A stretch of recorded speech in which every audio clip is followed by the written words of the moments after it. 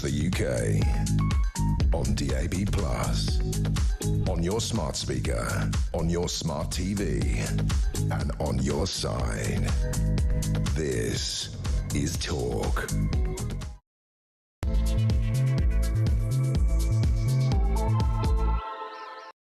There you are. It's Friday. Good afternoon and welcome to Drive Time right here on Talk. I'm your host, Kevin O'Sullivan, and I'll be with you for 3 thrilling hours of news, views and topical debate. Get stuck in, get it off your chest, get on the phone and call me on 0344 499 1000, or you can WhatsApp voice note me on the same number, and I promise to play your message out. It is Friday, February the 6th. Here's what's coming up. Clinging on for dear life to the Premiership, he is certain to lose pretty damn soon. Still here, Keir has been slammed as weak, gullible and immoral. Who by? Labour's veteran Lady of the House, Harriet Harman. How much longer can Starmer last? 0344 499 1000.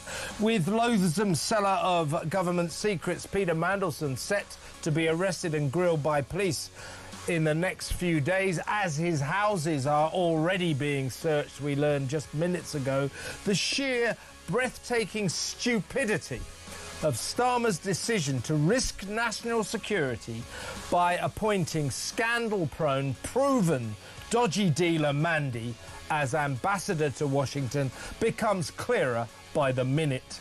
Labour backbenchers want the Prime Minister gone, and even his cabinet frontbenchers privately concede there is no way their epic failed leader can carry on. 0344 499 1000. Who's next? Let's hope Angela Rayner's stamp duty tax problems continue apace and prevent her from taking over. Who would you least like to be the next PM? For me, that's a no-brainer. It's crazy Ed Miliband, the nut zero maniac who belongs in a padded cell. Who's your worst nightmare? 0344 499 1000. Also today, the scourge of first cousin marriages gets the woke thumbs up from the NHS. A Jeffrey Epstein victim sexually assaulted on the billionaire's pedo island tells her harrowing story. The poster campaign to humiliate Sandringham's newest resident, Andrew Mountbatten Windsor. The bizarre Penisgate scandal rocking the Winter Olympics. The tiny drawing of a foot that sold for $27 million, and so much more. So don't go anywhere. Stick with me right here, right now on Talk, the home of free speech and common sense. Let's spend Friday afternoon together. And without further ado, let's go over to my first guest. Lots to talk about with him. He is the former political editor of The Sun, Trevor Kavanagh. Welcome, Trevor. Hi, Kevin. You're just the man to look back on an extraordinary week in Westminster. But as we meet, this has just broken. Police are searching addresses in Wiltshire and Camden, North London.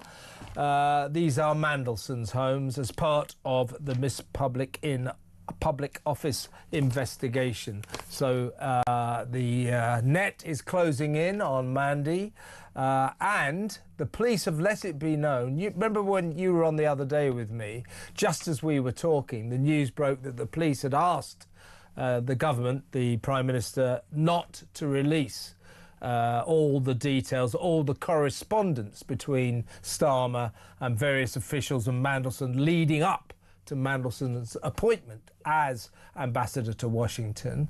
Well, the police are now saying that they expect within the next few days to be able to allow the release of those documents. So when those documents are released, I mean, obviously Mandelson, the world of trouble he is in, gets deeper by the moment. He's going to be arrested fairly soon and grilled at great length by the police, and I think he's going down. I think he's in big trouble. But possibly within the next few days, everything that can be known about Starmer's decision to appoint Mandelson to that very crucial role of ambassador to Washington will be revealed. And I suspect when that happens, that's it. He has to go. Yes, I think the proverbial is hitting the fan on a daily basis, but wait for the weekend and Sunday newspapers. I mean, they have had a whole week to go through all this. this great treasure trove of emails and evidence, all sorts of incriminating sorts of documents, photographs and so on. They will, I think, unveil interesting links between Epstein and the Russians, between Epstein and Mandelson, and between Mandelson and the Russians. I think this is the next leg of this many-legged conspiracy, which has been going on for so many years, and there's so much dirt to dig, it's almost impossible to keep up with it as it is shoveled out in bucket loads. But I think that there are two things we may be seeing over the weekend. First of all, Morgan McSweeney, who is basically the brains behind the puppet known as Keir Starmer. You use the term brains loosely, obviously. Well, when it comes to Keir Starmer, very loosely indeed. But the puppet, certainly. And I think that the pressure on Starmer to sack Morgan McSweeney, who was very close indeed to Peter Mandelson, in fact, took basically instructions from Petey or Bobby or Mandy, whichever you want to call him. So I think that he is going to be cast aside as one of those sacrificial sacks that you throw out of hot air balloons when you're heading for the ground at high speed. And I think it is significant. Harriet Harman, now the very esteemed lady of the House, the most senior MP, a very senior Labour figure, always been a bit of a mad left-winger, if you ask me. However, she should be taken seriously. She's got a lot of experience. She has said in a podcast that the Prime Minister showed weakness, gullibility, and no moral backbone. That's pretty excoriating stuff. And we know that the backbenchers agree with Harriet all the way, and privately, so do the cabinet now. And then you see, well, OK, so they're all on manoeuvres. They can see the keys to number 10 Downing Street may become available pretty damn soon. And who's the front runner? It's Angela Rayner. And however, she's got a problem because that tax dodging allegation that she didn't pay her stamp duty properly, deliberately, continues to haunt her. She, of course, denies any wrongdoing. But until that is resolved, she won't be able to take the keys to number 10 Downing Street. So her bid for the top job is in big trouble. And you hear that, and then you think of other contenders. That man who belongs in a padded cell, Ed Miliband. You think of some of the others. What's her name? That Bridget Phillipson. Come on. And so on and so forth. West Streeting, OK, I suppose, but overrated. And you think of all of them, and you think, what a shower. This lot are governing this country. And then you think of the utter mess we are in, particularly right now, and you think, well, it's inevitable. It was always inevitable. These people are useless. They couldn't run a bath. We learned this very quickly, didn't we, after the election when they formed the government? We're all saying, how long is this going to last? It's lasted actually longer than many of us predicted, but it cannot last forever. I mean, just taking some of the points you just raised in order, Harriet Harman, in any normal circumstances, could be brushed aside despite her seniority and legendary sort of love affair with the left, has an axe to grind. She has lots of grievances against Starmer about the way she's been treated by him in government and before. So you have to take what she's saying, or would normally take it, with a pinch of salt. But unfortunately for Starmer, everybody's coming to the same conclusion that she's described, that he's absolutely useless, he's hopeless at politics, doesn't know what he's doing, he's like a marionette, dancing to other people's tunes and responding to pressures which are of his own making, but which he doesn't know how to handle. And then you have what happens next. You're right about Angela Rayner. She theoretically cannot do anything in terms of running for the leadership until the tax investigation is complete and she's exonerated, which isn't going to happen anytime soon if Keir Starmer's got anything to do with it. But the figure that you talk about as your greatest nightmare, I'm sorry to have to tell you that that's going to come true. I think whether he won the leadership or acted as the accessory after the fact and before the fact, he will be he will be the kingmaker or the queenmaker. And whoever he decides to back, if they've got a bit of support, as Angela Rayner does with the trade unions, if there's a vacancy and she's able to fill it, then she will be the next Prime Minister, and he will be the Chancellor of the Exchequer. Which Ed Miliband will be the Chancellor. Powerful role. Ed Miliband will be the Chancellor. So we are facing the grim prospect, you know, of the double act from hell running this country. Angela Rayner, Prime Minister, Ed Miliband, Chancellor of the Exchequer. As you said the other day, you know, it's hard to imagine who could be worse as a double act to lead this country than Keir Starmer and Rachel Reeves. But Rayner and Miliband, man, you know, they would be a lot worse. And that is, I don't say that lightly. Well, we're already in deep trouble economically and socially and in many, many other ways. You point at any given subject, whether it's defence or the law and order, or law of the land and so on, criminal justice system, and everything's going to pot.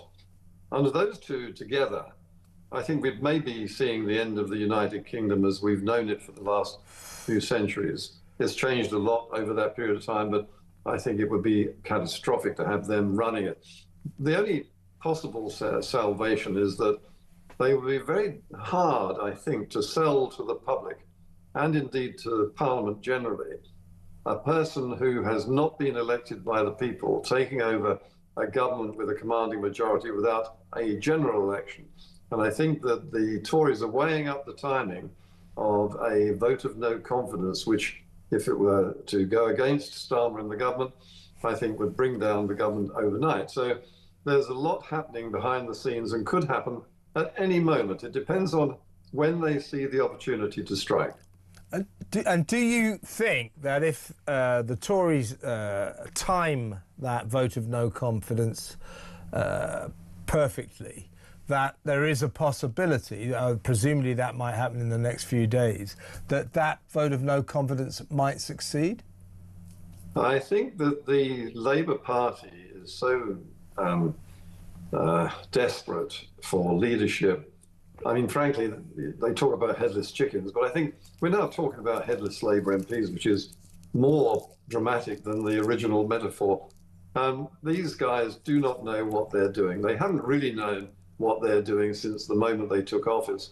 But now the whole world can see that they are totally incompetent.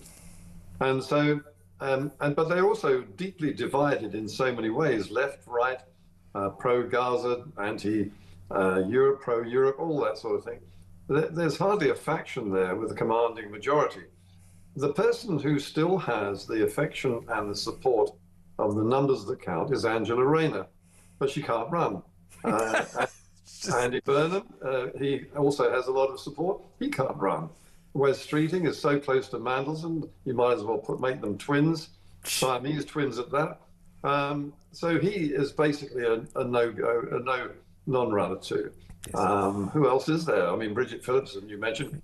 God help us. I mean, I can't imagine. I think Ed Miliband would Shabana Mahmood, she's extremely overrated. She's extremely overrated. Long enough in any authority, in any authority to actually make the impression needed, and she's right wing.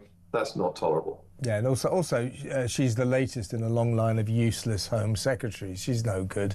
No. Yes, interesting times. Now, what I think is going to happen on Sunday in the Sunday newspapers, certainly in the papers before too long, because I know someone who works in the intelligence services, and they are furious with Starmer, because Starmer has said, well, you know, it's not really my fault that the vetting process for Peter Mandelson didn't work, even though Starmer admitted in the House of Commons the other day that he knew that Mandelson had continued his friendship with Epstein after Epstein was convicted of child sex offences, and indeed he knew that Mandelson stayed in Epstein's apartment in New York while Epstein was serving his sentence, his prison sentence. So when Starmer says, well, you know, he told me that he barely knew him. Well, that doesn't stack up, because Starmer knew that Mandelson stayed in Epstein's apartment. So he didn't barely knew him, and Starmer knew that he didn't barely knew him. He knew they were friends. So he's trying to blame the intelligence service, and the intelligence service is, I gather, are set to unleash the truth about this, which was they were almost on their bended knees begging Starmer not to appoint this charlatan, this national security risk, this scandal-prone loser to this position, our ambassador to Washington. And just as he did when he overruled the intelligence services about the Chinese mega embassy in the city, Starmer overruled our intelligence services advice. And they are going to pour a massive bucket all over our Prime Minister in the days to come, I understand. And that may well be the end of the road for him. Yes, and then we've got chaos unlimited. But look, you will know, and everybody in the newspaper industry will know, that the Secret Service isn't quite as secretive as everybody assumes. They are they guard their secrets that they want to guard very ferociously. But when they want to let something be known, we all have contacts, or had in my case, very high-level contacts within MI5, MI6, and so on. They will be discreetly allowing a journalist to learn facts and truth behind all of this. And you can't wait till Sunday, and there will be a deluge of stuff which will simply reinforce, frankly, what we already know from the leaked emails and memos between Epstein and Mandelson and so many others. I think this is, it's hard to imagine it getting worse, but I think actually we may have only just begun to hack away at the tip of the iceberg here. So we can expect, I mean, you have unrivaled experience in the Westminster arena. We can expect another very dramatic week next week. Lord David Frost said one of the things that Britain leads the world in is the ability to stage political drama. We do it like no one else. This week has been absolute high theatre. Do you reckon next week might be even more dramatic? Yes, I think it is our specialist subject. And I think that, as I say, we've still got a huge trove of material that the newspapers, both here and in America, are poring over and unearthing fresh scandals. Each one of them, had they occurred a month or 2 months ago, would have been front page news on their own. And they're coming out in a flood. So we haven't had a chance. The newspapers, especially the Sunday papers, have had time to pore over all of this information and pick up things that other newspapers, which have a daily agenda, haven't had time to explore fully. You will find that there's not just little nuggets, there are going to be big stories coming out this weekend. But I wouldn't be surprised if there's a bombshell that brings down Starmer. And that will result in chaos, because the Labour Party simply cannot brush it aside and say, let's move on with a new leader. There are so many hoops and hurdles to leap through before that could take place. There will be enormous pressure on them, especially if Miliband were to be the candidate for the premiership. And as I say, I think he won't. He'll be the guy maker. Yeah. But if he were to be, he was dumped. He was actually rejected roundly in 2015 by the electorate at the time. It would be an absolute outrage were he to assume that role as leader of this country when he'd been so roundly rejected by us all. Well, Trevor, that was the dramatic week that was. No better person in the world to discuss it with than you. And I intend to get you on my show next week, because I think the matters may get even more dramatic. What a time to be alive. Thank you very much, Trevor. Trevor Kavanagh, the brilliant former political editor of The Sun. No more experienced man in the ways and wherefores of Westminster than him. Now, let me know what you think about all this. Give me a call. 03444991000. Peter Mandelson's houses, he's got one in London, one in Wiltshire, are currently being searched by the police. So you can imagine much going on. So give me a call, 03444991000. Back in a moment.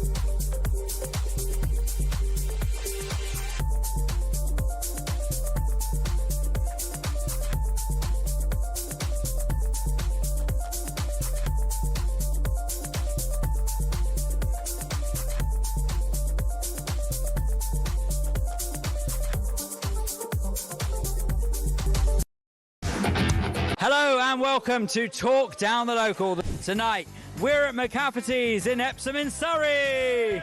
Raising the flag, I think, is symptomatic of this desperation. I think it's almost a plea for help. I don't really know Meghan Markle. I know Meghan Markle's from Suits, and that's about it.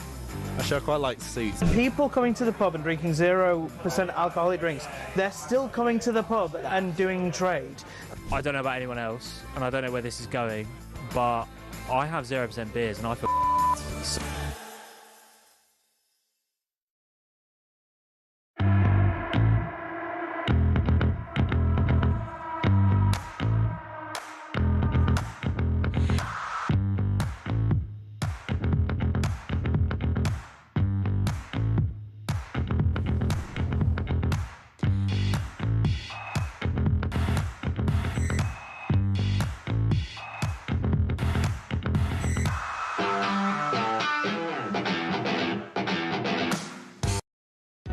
across the UK, on DAB+, on your smart speaker, on your smart TV, and on your side. This is Talk. Welcome back. The scourge of first cousin marriages is extraordinary. The fact that we allow in this country this to happen legally, first cousins can marry legally. It is a proven statistic that 15% of babies born of first cousin marriages are born with birth defects, some of them serious, and yet we allow this to go ahead because, of course, it is an Islamic custom. Very popular in sub-Saharan Africa, apparently, and the Middle East. Fairly popular here among Muslims, certain Muslims in this country. There has been a long campaign by certain politicians to ban it, to make it illegal. And given that it produces babies with birth defects, why on earth are we allowing this to happen? Worse still, the NHS has just sort of enshrined first cousin marriage by recruiting a nurse to help families of first cousin marriages. In other words, presumably that's to say, well, you've had a baby, that's got a birth defect, I'm here to help. Well, shouldn't the NHS be sort of discouraging this rather than encouraging it? Let's talk to former NHS Trust Chairman Martin Gower. Martin, do you share my misgivings about first cousin marriages and the fact that they're legal and the fact that the NHS now seems to be endorsing them? Kevin, thank you for having me on. I was shocked actually when I heard, maybe a year or two ago, that first cousin marriage was still permitted. It's been known for many, many years that this is not a good thing to happen. This goes right back to the 1800s, when families were urged then not to marry first cousins because of the notoriety, in fact, of people born with birth defects, some of whom were effectively locked up for the rest of their lives then. It was a terrible thing.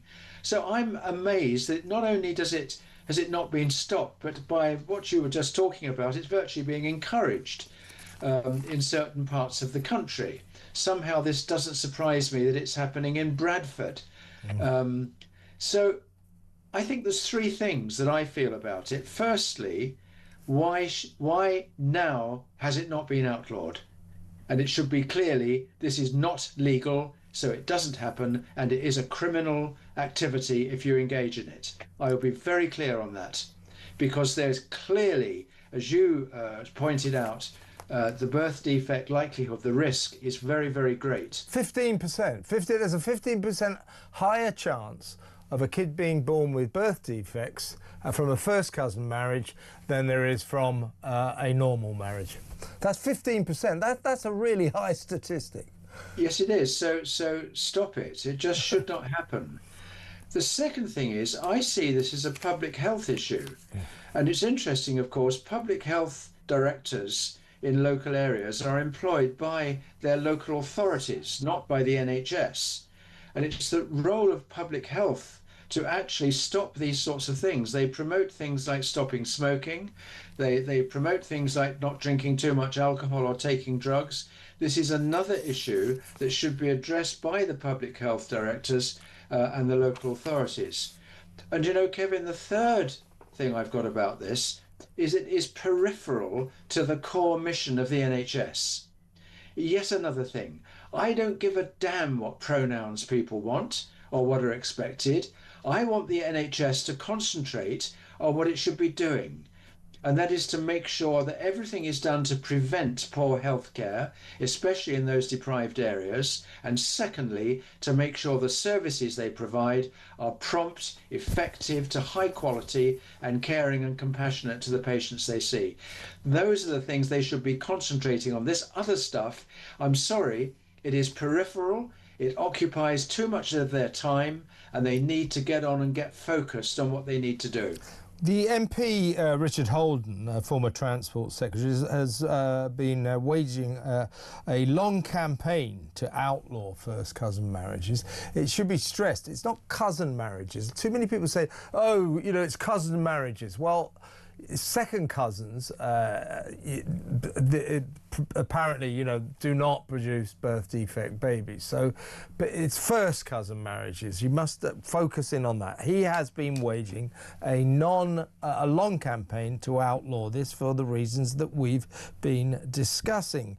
It has so far failed. One suspects, partly, certainly with a Labour government, it's due to the fact that should they outlaw this practice, it will upset the Muslim community, and therefore Labour will lose the Muslim vote that they crave so much.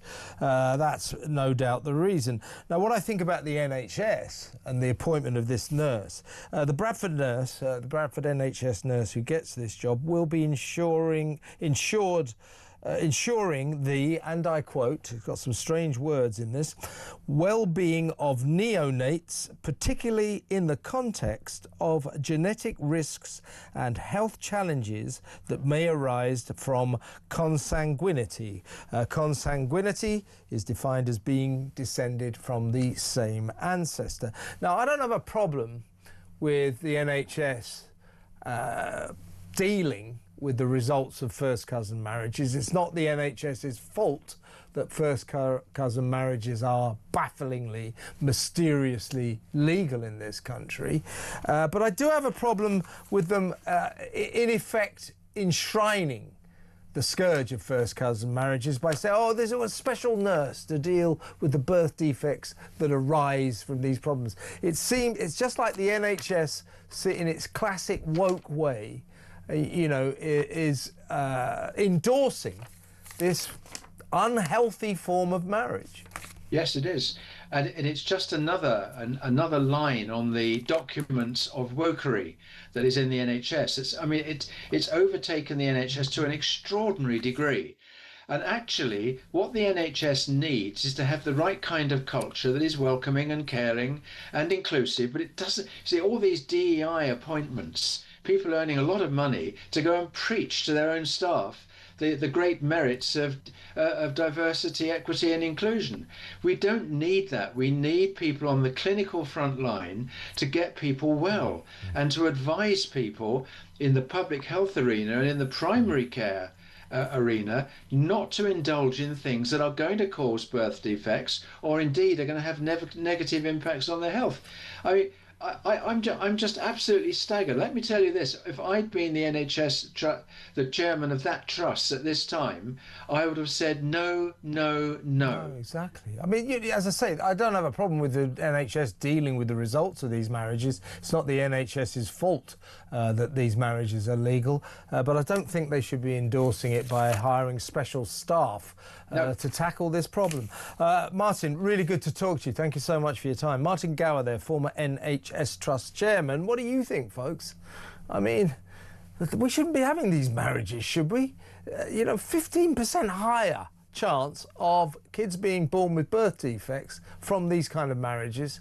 All we have to do is make them illegal, and then there won't be so many kids being born with birth defects. It's not rocket science, is it? What is going wrong? 0344 499 1000. When we come back, as I said in my monologue, I'm going to be very pleased to be joined by Lisa Phillips, who is one of Jeffrey Epstein's victims, She was sexually assaulted on Pedo Island, St James's Island, as it was called. She'll tell us her harrowing story, and she's a very impressive young woman. She's, waived the right to anonymity to wage a long campaign to bring justice, to gain justice for the victims of that awful man and his powerful male friends. We'll talk about that next. Stay tuned.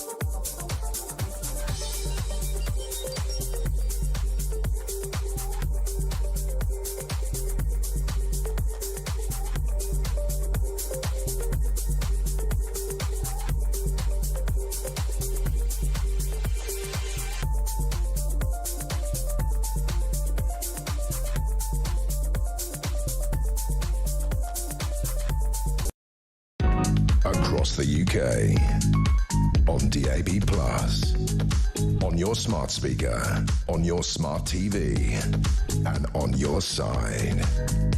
This is Talk. Welcome back. Let's go straight over to my next guest. She is what they call an Epstein survivor, and she's a very impressive young woman. I saw her on the TV the other night. Welcome, Lisa Phillips. Hello, Lisa. Thank you, Kevin. I appreciate you having me. Thank you very much for joining us. Before we get to your campaign, as it were, to get justice for yourself and the other victims, could you just quickly tell us your story? As I understand it, you were a model working in the Caribbean, and you were taken to what they now call Pedo Island, St James's Island, where you met Epstein, and Epstein said to you something like, "Do you want to meet a prince?" Yeah. And you said, "Oh yeah, I'd like to meet a prince." And he took you to the swimming pool, and there was Prince Andrew. Tell us about what happened. Well, you summed it up pretty good. Thank you for doing that. Yeah, I was just a young model, went to the island. Another young model took me there, said, this guy's wonderful. He got me my visa to work in the United States. You were doing a photo shoot on another island, weren't you? Yes, another island. Yeah. Yeah, like a lot of models do. Yeah. And we were both professional working models at that time in the early 2000s. And she had gotten her visa to work in the United States by this man, Epstein. And so she just said, he was like a mentor and a good person. So I just went with her over to the island and just spent the day there, just hanging out there and playing in the pool and things like that. That's where you mentioned I saw the former Prince Andrew in the pool. I guess I have to say allegedly, because we've just checked flights and things, and I've spoken to Virginia Giuffre. So this is what I think it was. This man. I think we'll give you the benefit of the doubt there. So Andrew is there, but so you were having fun for a while, but events turned dark. Tell us what happened. We were having fun. We were just enjoying the island, and I got to meet the other young girls there. And I was in my early 20s, same as the girl who brought me, but the girls that were there were underage. They were younger girls, just a couple years younger. And And then we had a beautiful dinner, and that's when I met Epstein, and that's when he sat next to me, and he started asking me just a ton of questions about my life and my family life, my parents, my ambitions. And from there, it was just a few hours that we all hung out together. He spent most of his attention on me because I was the new girl. And then I had told him I grew up in Oxford, England for quite a few years as a child in Oxford. And so that kind of was like, oh, Oxford. You know, I have a lot of friends from there. Right. As we know. And so he was like, do you want to meet a prince? And at that moment, the prince was leaving the island. So he was saying goodbye to everybody, and I got to meet him. Okay. So that's always just stuck in my mind that, you know, I'd met a prince on the island. Didn't think that much about it. And then later on, just went to go to sleep in our room because it was nighttime now. We couldn't take the boat back to the other nearby island. So we stayed over. And in the night, before we went to bed, someone came to the door, one of the other young girls, and just said, you know, Jeffrey's ready for his massage. And we kind of argued about it because I didn't know that there was going to be a massage. Yeah, exactly. This older man.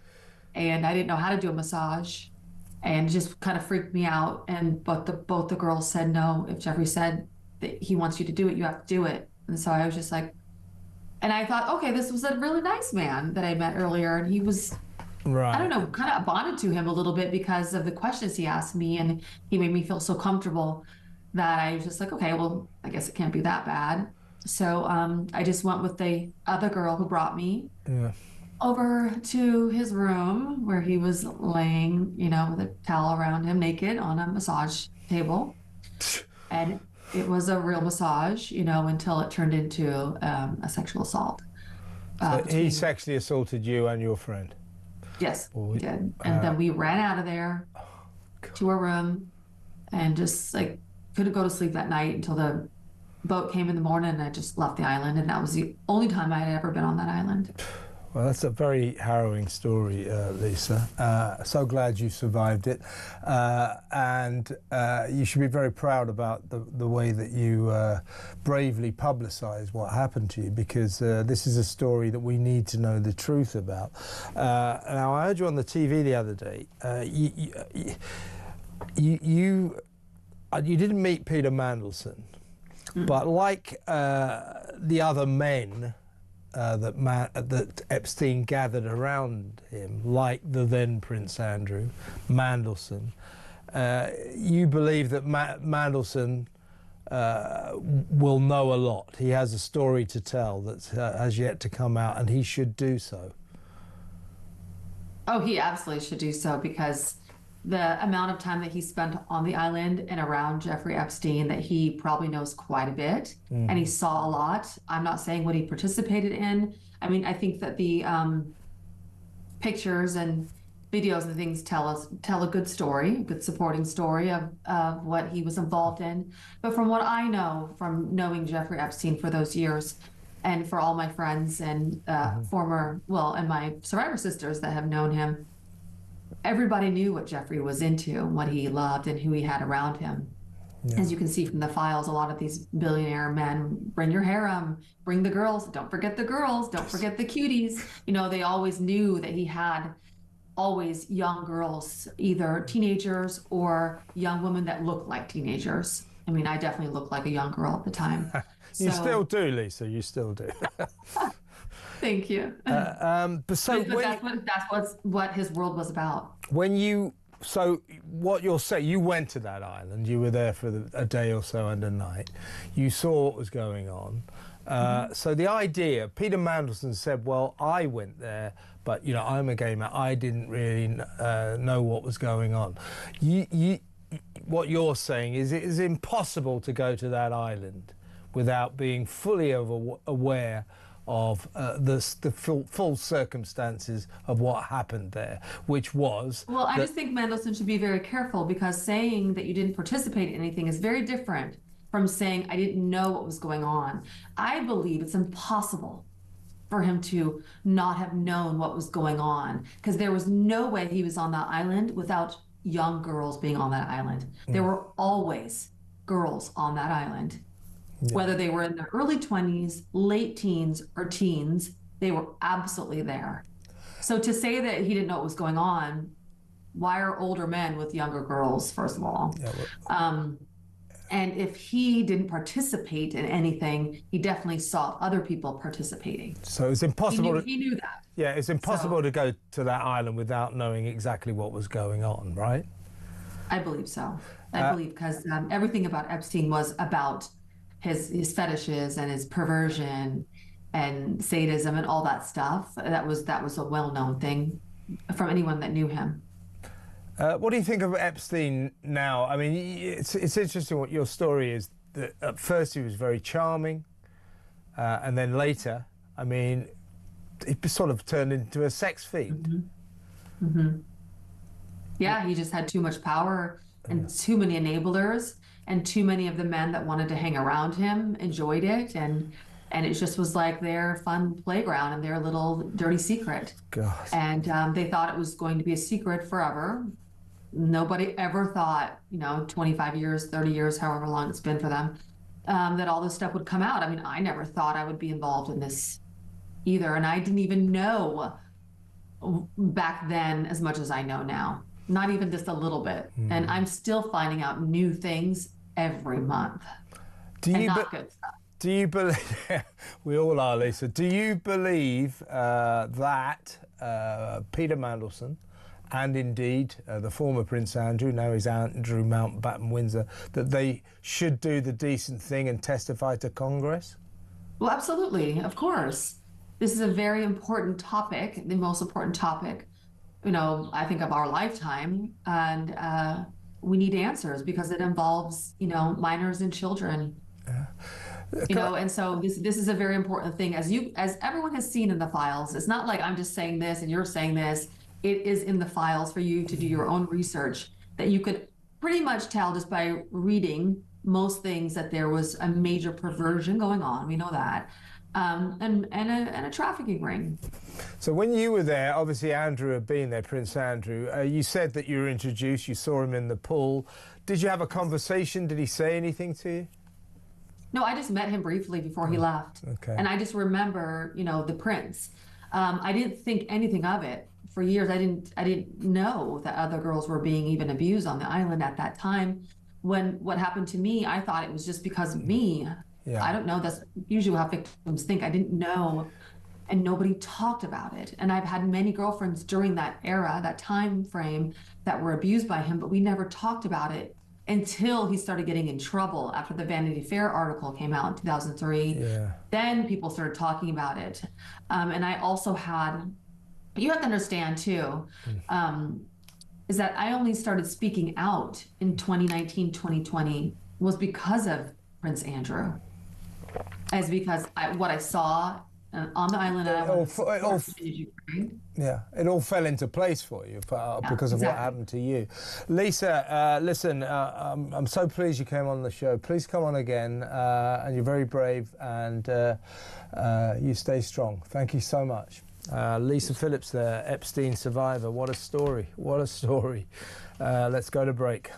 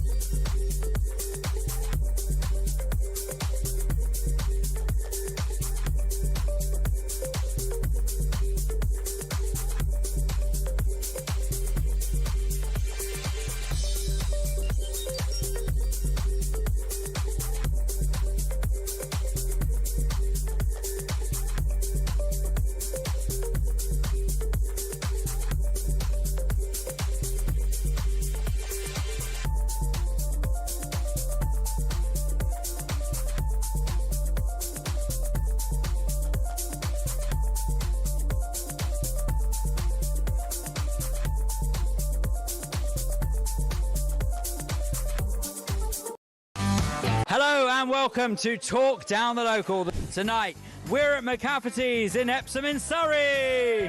Raising the flag, I think, is symptomatic of this desperation. I think it's almost a plea for help. I don't really know Meghan Markle. I know Meghan Markle's from Suits, and that's about it. Actually, I quite like Suits. People coming to the pub and drinking 0% alcoholic drinks, they're still coming to the pub and doing trade. I don't know about anyone else, and I don't know where this is going, but I have 0% beers, and I feel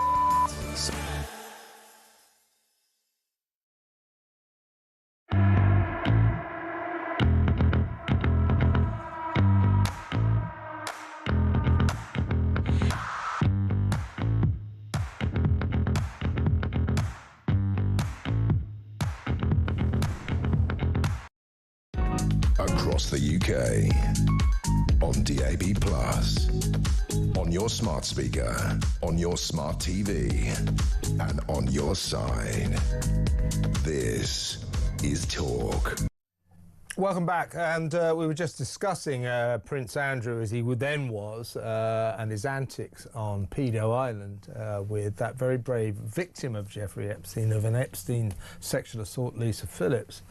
And up in Sandringham, this week the now Andrew Mountbatten Windsor, stripped of all his titles, skulked out of Windsor Great Park, the Royal Lodge, under the cover of night, and moved into his new reduced circumstance home in Sandringham up in Norfolk. The locals are not very happy about this, and they've launched a poster campaign. Let's get my guest on. Look, by the way, I'm going to give you a warning. There's not a very nice word in all of this, but I think this is a relevant story, and you're all grown-ups, so we won't dwell on it. But there's not a nice word in this, but you'll get it. You'll get the story as it unfolds before your very eyes. Let's talk to royal biographer Angela Levin, who's also a grown-up. She'll be able to accept this as well. Now, welcome, Angela. What they've done is these people in the local area, they've gone round and they put posters all over the place. So there's a big welcome to Sandringham sign. They put the poster up there, and there it is. It says, public safety announcement, sweaty nonce in the area. Andrew Mountbatten Windsor, previously Prince Andrew. Then goes on to say, close friend of notorious paedophile Jeffrey Epstein, enthusiastic participant in his sex trafficking network, paid millions to try and silence survivors.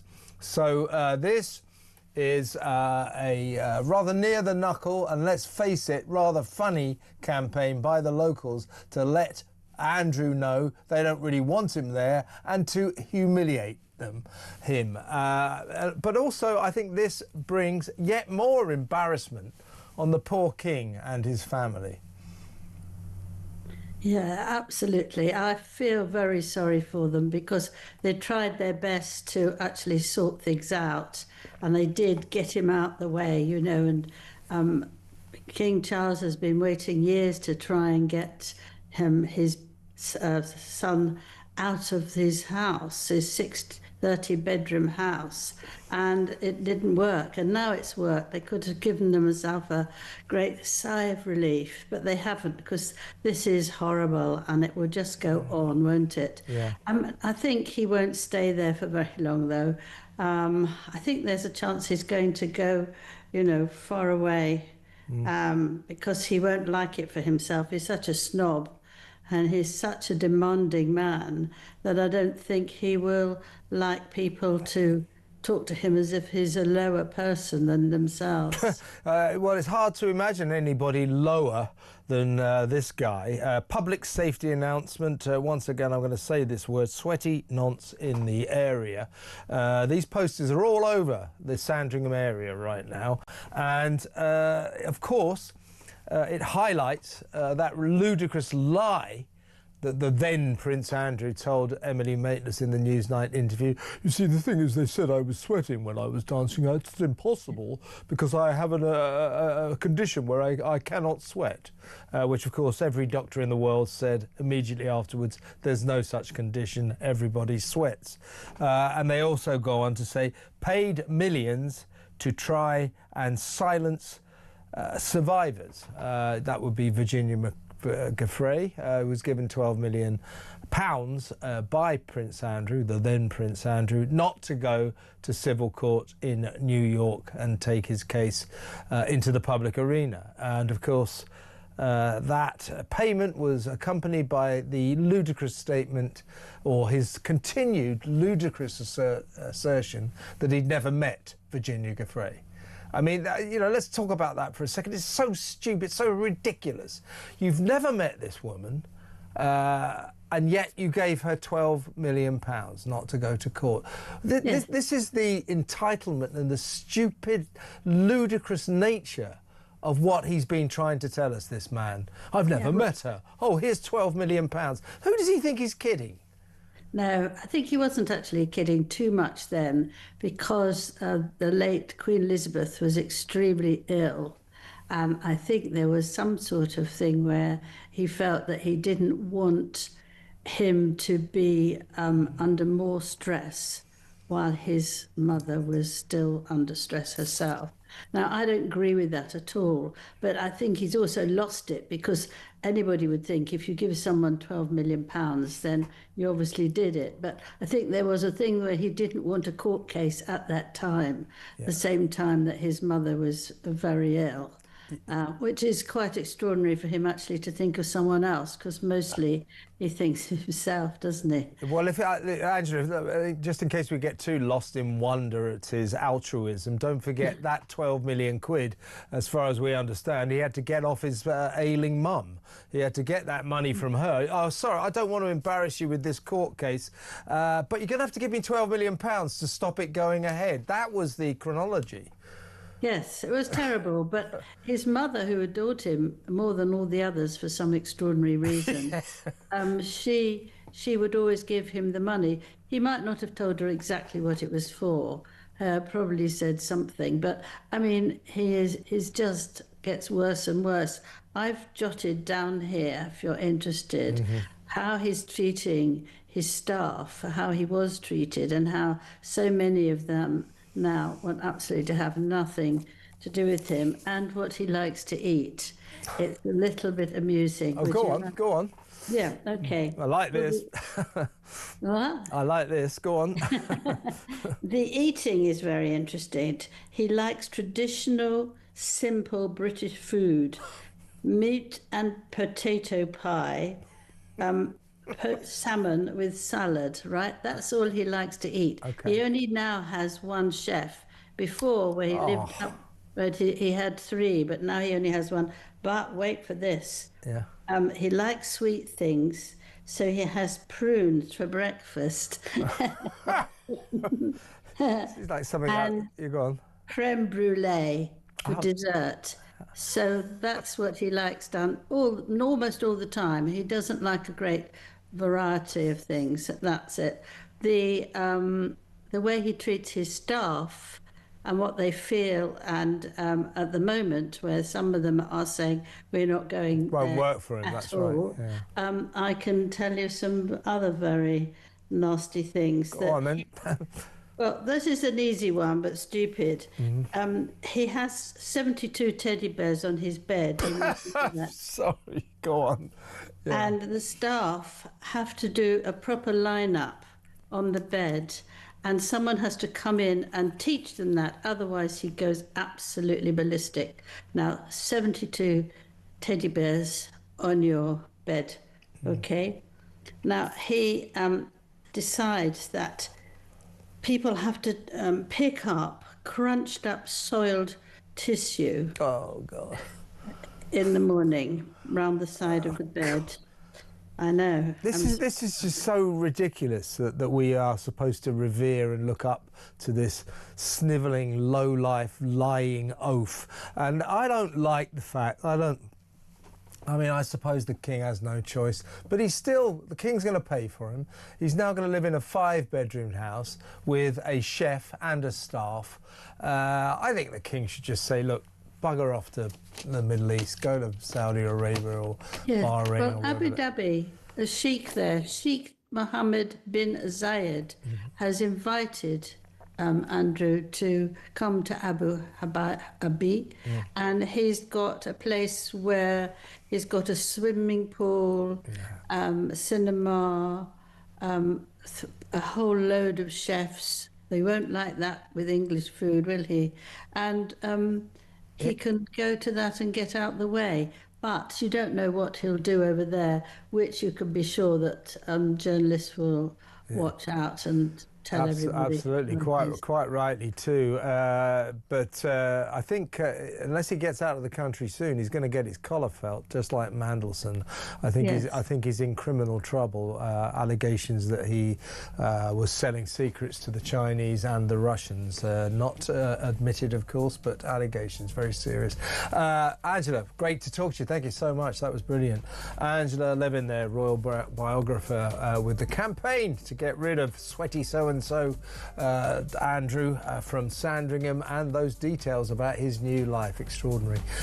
Next up, we'll talk to Isabel Oakeshott with about some of the big stories of the day. You know what they are, so stay tuned.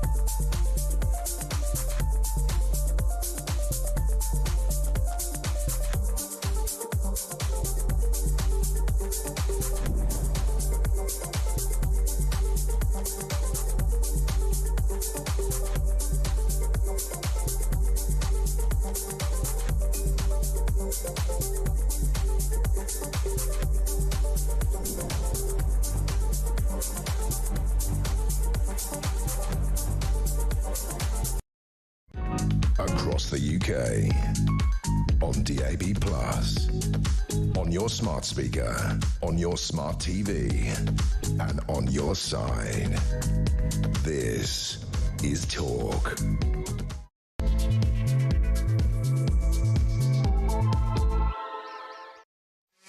Welcome back. This is the second hour of Drive Time tonight. I'm Kevin O'Sullivan, your host until 7 p.m, and I'll be back next week. You have been warned. I'll be on Drive again, 4 o'clock on Monday. In a little while, we're going to talk about a story that, quite frankly, beggars belief. It's the Winter Olympics, and it is being rocked by the scandal they called Penis Gate. So ski jumpers, male ski jumpers, are injecting their manhood with a kind of acid that expands their penis. This is true. Sorry. And that means that when they get fitted for their skin tight, their outfits have to be skin tight. So they make their manhood bigger. So they're fitted with this suit. And then their manhood shrinks so that the suit flaps a bit in the wind. So apparently that means that when they do their ski jumping thing, that they effectively become human gliders because the suit is flapping in the wind. This is a true story. I'm serious. We will be talking about that in just a while. I can barely believe it, but we are going to be talking about it.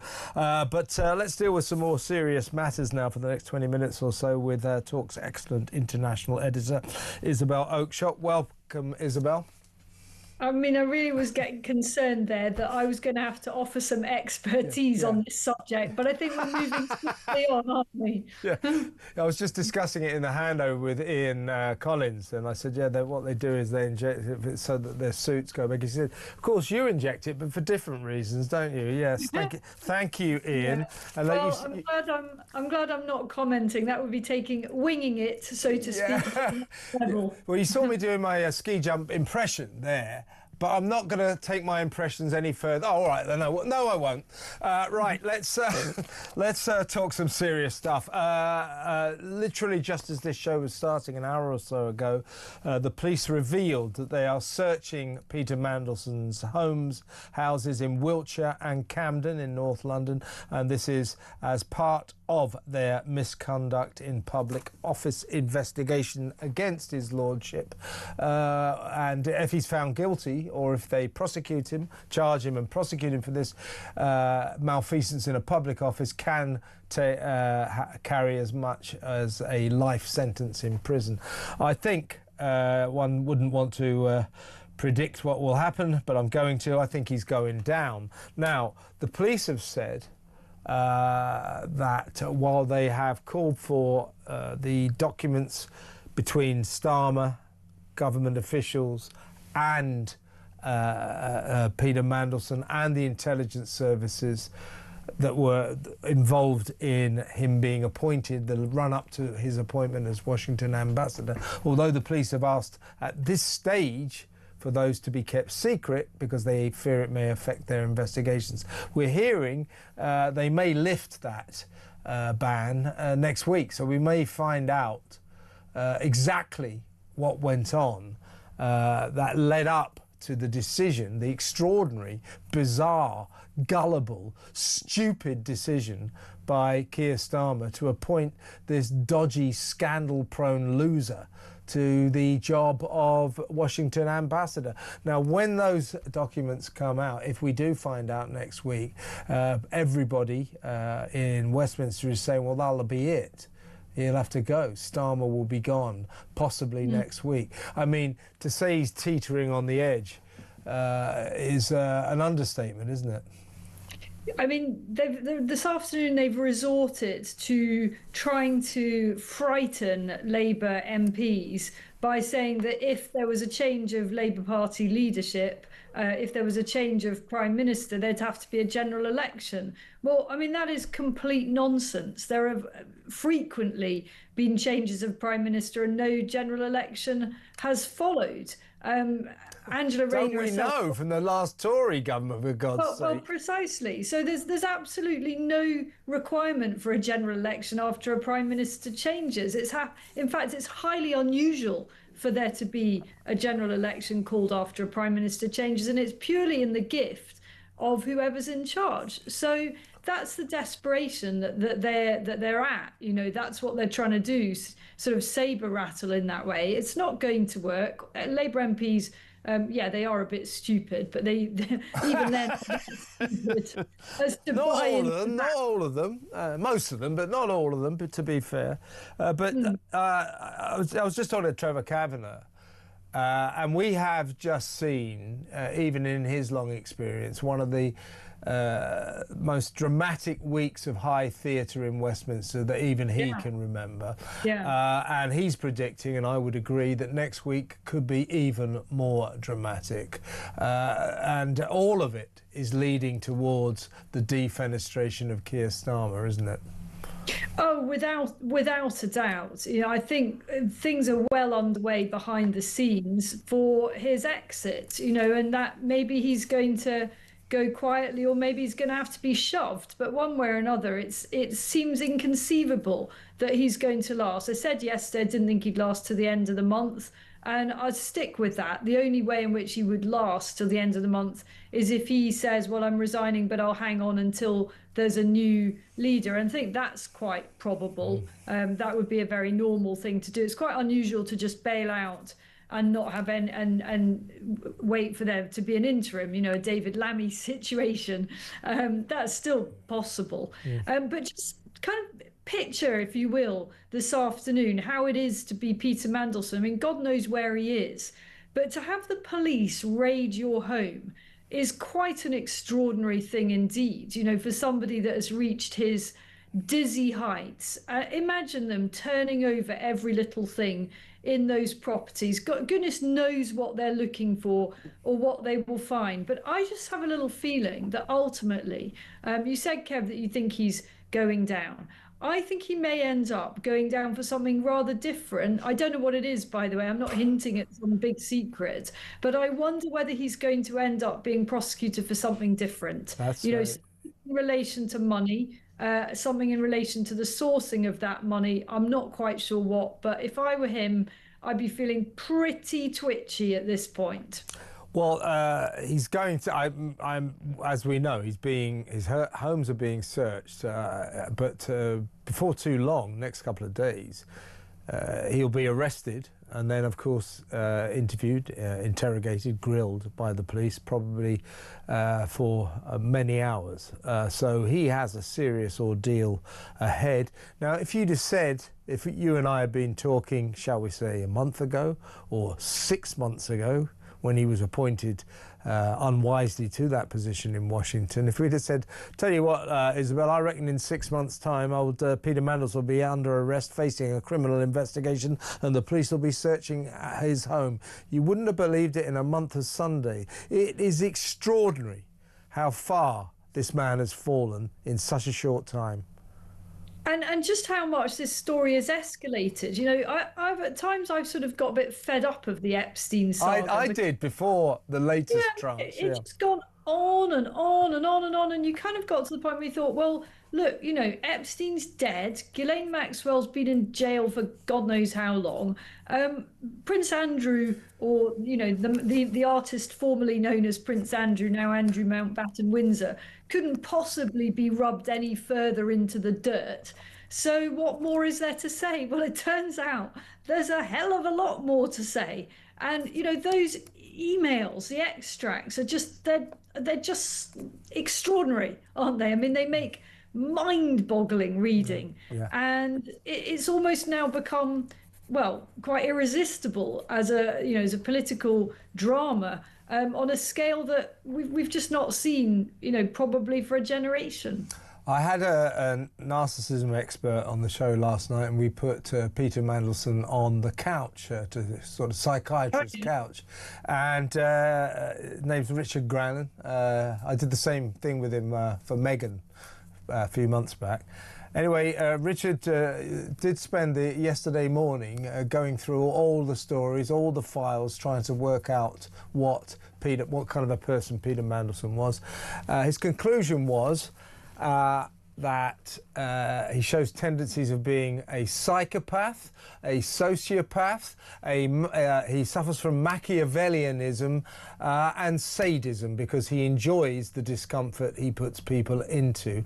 And with all those traits, though, he can be very charming. So what is interesting is Harriet Harman's been saying in the last couple of days, saying how weak and immoral and gullible the Prime Minister is. But she said, look, everybody in Westminster has known for generations now, going back to the 1980s, that Peter Mandelson is a bad man. Why was he constantly appointed to these high positions? Why, even after he fell from grace with the Jeffrey Robinson mortgage scandal, when he didn't declare taking more than 300 grand from the richest man in the Labour Party to buy a house in Notting Hill Gate, a scandal that was brilliantly dubbed Notting Hill Gate gate. He came back from that. Then he got caught trying to give dodgy passports to the Hinduja brothers, Indian tycoons, no doubt knowing him for a backhander. And again, he rose from that. So everybody knows he's a bad guy. How come? How on earth did Keir Starmer let Morgan McSweeney and Tony Blair persuade him to give that job, the Washington ambassador, to a lowlife like Peter Mandelson? What on earth happened? I don't know. I mean, you're kind of imagining the conversation in which they're thinking, right, who should we get to replace Karen Pierce, the outgoing ambassador? I know. How about Peter Mandelson?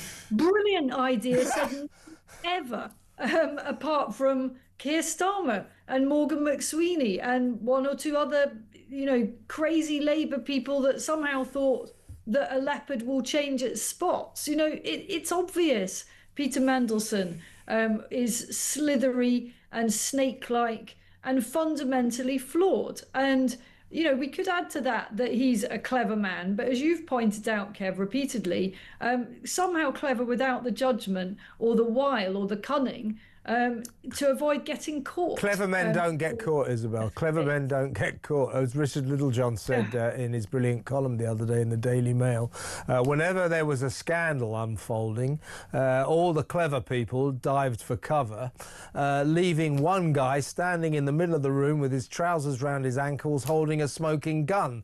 It was always Fall Guy Clown of the Year, Peter Mandelson. Clever intellectually, good a political operator, but clever people, really clever people, don't get caught. He's a clown. Well, when you said his trousers around his ankle, I mean, almost literally. Yeah. In the case of some of these photos where there were no trousers at all. Images that most of us would rather not be able to see. Once seen, you can't kind of get rid of it, can you, out of your mind's eye. I thought it was insane when he was announced in that role. I really did think it was insane, but it now emerges that the other person that was a front runner was George Osborne. Now, I'm not for the minute saying George Osborne is guilty of any wrongdoing, nothing like anything Peter Mandelson has done, but there is another character who seems to be able to get any job he wants, literally any job. This guy just lands all the top jobs, apart from being Prime Minister. There are certain characters who are brilliant networkers. They forge relationships with the rich and powerful and influential, and that serves them very, very well until the House of Cards comes tumbling down. And what we're in some ways, the small anecdotes about Mandelson are as fascinating as the big ones. A lot of journalists now coming out with their Tuppenny's worth, their little stories about interactions with Mandelson. And, I was taken by one I read yesterday, a reporter I know actually, very senior journalist, about shaking hands with Mandelson, having a brief interaction with him. And at the end of it, Mandelson went, "Off you pop," like that. Oh, God. That just says it all in a way. Sometimes it's those little anecdotes, isn't it? Off you pop. You can just see him saying that, can't you? Well, we all know, you and I know, every journalist knows, he didn't do it to me. I met him a few times. I didn't know him well. I wasn't really in his world. But we all know journalists. His favourite trick with journalists was, if they were coming close to writing some sort of story that might not be great for Labour, he would say, "I'm very good friends with your chief executive. I'll have a word." You threaten their jobs all the time. Yeah. He was a nasty, snivelling little creep. My main experience with him, for what it's worth, was I was going on to BBC Breakfast, and he was too, and we were in the chairs next to each other in makeup. I tried to make conversation just out of politeness. I mean, I just sort of viscerally, he was so horrible and rude, and who are you? You're nothing. You're nothing. And so I always remembered that. But what you were talking about is why people like Mandelson, they keep cropping up, they keep getting all these jobs. There's always this pool of the great and the good, these weirdo lords and barons and God knows what, who always become chairman of, you know, unnecessary public inquiries on about £3 a minute and all that kind of... It was pool of people. It's the establishment system. Yeah. And what's on trial now, due to Mandelson, due to Starmer, is the establishment. And I hope and I pray that it will fall apart, because this country, for generations now, has not been governed for the people. It's been governed for people with their noses in the trough, like Mandelson, and frankly people like Starmer, people, you know, all of these politicos, and it's got to stop. As I said to you the other day, I mean, when Mandelson was sacked in disgrace from his job as Washington ambassador, in disgrace, sacked, he got a 6-figure payoff. That's the That's the establishment at work. It's got to stop. Yeah. He's got a £31,000 a year pension from being EU commissioner for about 3 weeks for life. Yeah. That's got to be taken. This is what's got to end. This country, the world, if you like, this country, though, should be governed for the people. It hasn't been. It's being governed for the great and the good in the establishment. And if this scandal brings that system down, it's been well worthwhile. Isabel, great to talk to you. Have a lovely weekend. We'll talk on Monday. Isabel Oakeshott there, Talks International editor. Next up, it's Penisgate. You better stick around.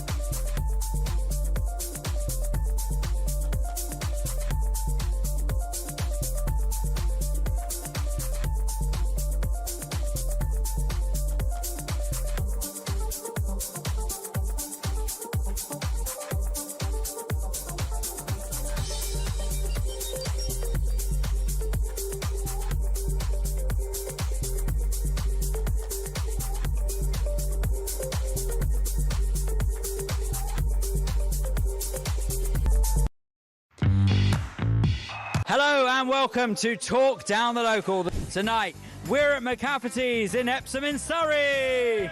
Raising the flag, I think, is symptomatic of this desperation. I think it's almost a plea for help. I don't really know Meghan Markle. I know Meghan Markle's from Suits, and that's about it. Actually, I quite like Suits. People coming to the pub and drinking 0% alcoholic drinks, they're still coming to the pub and doing trade. I don't know about anyone else, and I don't know where this is going, but I have 0% beers and I feel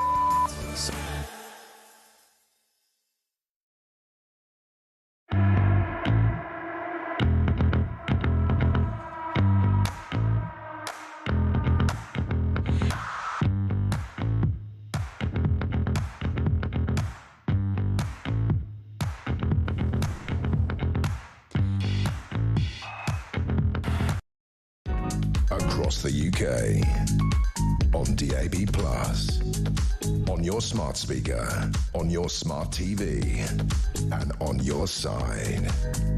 This is Talk. Welcome back. Yes, we have to talk about Penisgate now, a story that is surreal, bizarre, scarcely believable, but it's stranger than fiction. It is true. It is absolutely true. There are new measures to crack down on a penis enlargement This is the scandal that's rocking the Winter Olympics that start tonight in Milan Cortina. That's the Alps, isn't it? And basically, skiers have been enhancing their manhood, injecting their penis with hyaluronic acid, which enlarges it, apparently by as much as 2 centimetres or something. And therefore, so they have to be fitted with this very tight clothing. And so it literally body hugs every element of your body. So they've got this sort of enormous bulging crotch. So they get that suit fitted to their enormous bulging crotch. Then their enormous bulging crotch, I can't believe I'm doing this story, reduces, so it goes back to its normal proportions, and therefore they are left with a suit that is a bit baggy around the midriff, around the middle area. Now, when they do that, when they fly through the air from the ski jump, the flapping in the wind apparently produces a gliding effect and therefore enhances their jump, and they're able to jump further. It's cheating. It's extremely ingenious cheating. But the Federation International Ski, FIS, which is the International Ski and Snowboard Federation, have taken steps to stop this. So let's talk to a spokesman for FIS, the International Ski and Snowboard Federation, Bruno Sassi. Bruno, thank you so much for joining us. Thank you. Great to be here. Thank you, Kevin. I love the explanation. Well, there's a lot that I want to clarify, but I love the layman terms on it. Yeah. Well, as I say, I don't mind illustrating that bit, but I'm not going to illustrate the other bit. I mean, as I said, this is an extraordinary story, but true. I mean, are you a ski jumper, Bruno? I am not a ski jumper. Okay, but all right, you know all about it. Are you even shocked that competitors would go to these extraordinary lengths to give themselves an advantage? Right. One thing at a time. So, equipment control is a huge part of ski jumping because it's a very technical, very precision-driven discipline, right? So, a couple of inches underneath the armpit will give you the flap that you were just describing. It will make you fly a couple meters more than what you would. Really? So it's a huge deal. Like, the equipment is a huge deal. You have like wind tunnels. You have very, very high-tech devices and processes by the teams to try and understand how can you gain competitive advantage, right? So it's our job to ensure that jumps are safe, one, and that there's fairness across the board for all the teams. But as part of it, beginning of the season, summer, August, September, we do the so-called 3D scan when you have athletes jumping on a scale, like on a platform, having their bodies scanned by a rotating device. Yeah. And you have the blueprint for each athlete's physique, so that then you use that as the guideline when you measure the suit, right? Yeah. This has always happened. Somehow, a couple of weeks ago, someone came up with the idea, with the rumor that as part of the attempts to cheat on that 3D scan that was months ago, someone had injected a hyaluronic acid into their penises.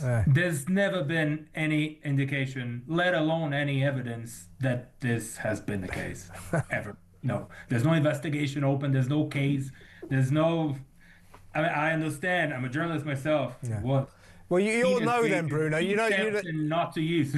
As a journalist, you'll know this. Never knock a good story down. But all right. I mean, as I say, it is just bizarre, this story. But technically, though, if somebody did achieve this, but the enlargement and then got the suit according to their large proportions, then the large proportions shrink, they're left with a flapping bit. Technically, that could give them an advantage that you're saying that could give them 2 meters or so. If that was the case, okay, let's assume, again, there's no investigation, there's no case, there's nothing open. If that was the case, it would have been, like the manipulation is, while your body is being measured, you would have the blueprint, that baseline being more, being wider or longer than what it would have been normally. And therefore you will be allowed to build up a suit that is longer and therefore flappier, as you said. Yeah. However, you have this 3D scan at the beginning of the season, and then before each and every jump, jumpers go through an equipment control process whereby they have the length of each of these flaps, to stick to the same term, measured by hand by a specialist. Mm-hmm. So even if you were to, during the 3D scan process, attempt to cheat in this way, it's not the only test that is conducted to ensure that you don't have a flap-in squirrel suit that will have you fly hundreds of meters. Yeah. And I mean, with ski jumping generally, I mean, I'm not sure if there are any other forms of cheating that could come into play there. I mean, is there a cheating problem with ski jumps? So last year, March last year, we had the World Championships in Norway, the Nordic World Ski Championships, which includes ski jumping. And there was a huge case, an equipment manipulation case, when skiers from Norway had their suits tampered with by the team, by the coaches and equipment officials from the Norwegian team. That has nothing to do with the 3D scan, nothing to do with the body. What they allegedly did at the time, we just had the decision recently. So basically they open up the inseam of the suit and included like a plastic bit, like a rigid bit, so that it sticks out in the air as opposed to being simply fabric, which of course is not allowed. So that was like a very brazen, very sophisticated way of manipulating the suit in a way that you take advantage. This is first time that it's ever happened, no precedent for this. Yeah. What we do have is disqualification very often, that teams try to play to the limit of what that measurement is allowed. So you can have up to 2 centimeters from your armpit. I get it, yeah. And they try to suit like exactly to 1.9, 2.1, and gamble with the fact that you're going to win a couple of meters with that. So this happens all the time, just miscalculation, trying to play like in the limit, just Formula One or any other sport that is precision driven and involves technology. But what happened in Norway was a case completely different to that. Okay.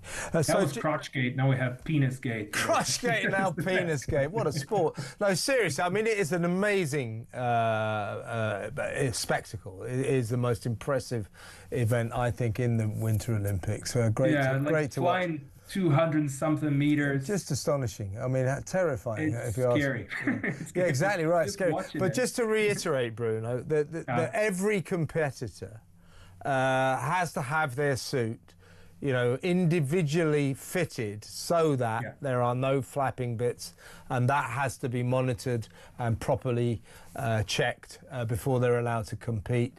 And this is the area that we're talking about, that some cheats might try to sort of give themselves an advantage. Yeah. Well, listen, we have microchips. So each team is allowed to a certain amount of suits throughout the season, and they're marked with a microchip that is sewn into the fabric in a way that you're 100% sure that athlete's suit is that athlete's suit, meaning you only have a certain few that you can use throughout the season. I get it. And they're marked and they're numbered. So there's much more to it than what it seems. When you just see them flying that high and that far, it just seems like, well, you go with the flow and hope for the best, but there's a whole lot of technology. Oh, God, yeah. Well, listen, you said that, there's no investigation, but let's not knock the story down. Let's leave it there. Who's going to win? Who's going to win the ski jump? Who's the favourite? The favourite I got to say, it's difficult to escape from the fact that Slovenian Domen Preuch, he's the world record holder and leads the current season of the World Cup by quite a considerable margin. But you have Ryoko Kobayashi, Japanese athlete that is fantastic as well. Who's the best Brit? Any good Brits? British people? No, not anymore. We don't have any in it. Level, not anymore. We had Eddie the Eagle. Yeah, well, how can we forget? We're actually, funny enough, we tried to get Eddie the Eagle on. He wasn't keen on coming on. But I don't know. Somebody's texted me in here to say if Eddie the Eagle tried this, he'd need to put a marrow in his pants to improve his performance. Listen, Bruno, great to talk to you. Have a great Olympics, and thank you so much for your time. Take care now. Bruno Sassi there, spokesman for the Federation International Ski, FIS, which is basically the International Ski and Snowboard Federation. I mean, that is a fascinating story. I never knew that. But hey-ho. Stories I didn't think I'd ever cover. Next up, it's a story that I not only did I think I'd cover, I think I'd cover it like most weeks. It's another BBC scandal. They're going to put the licence fee up, the TV licence fee up again. For what? For what? Does the BBC really think it is delivering such value for money that they're entitled to hike the BBC TV licence fee to over 180 quid? Stop putting the licence fee up. Cancel it. Get rid of it. It's anachronistic. It's ridiculous. We shouldn't have to pay it anymore. That's my message for the day. We'll talk about that next. Stay tuned.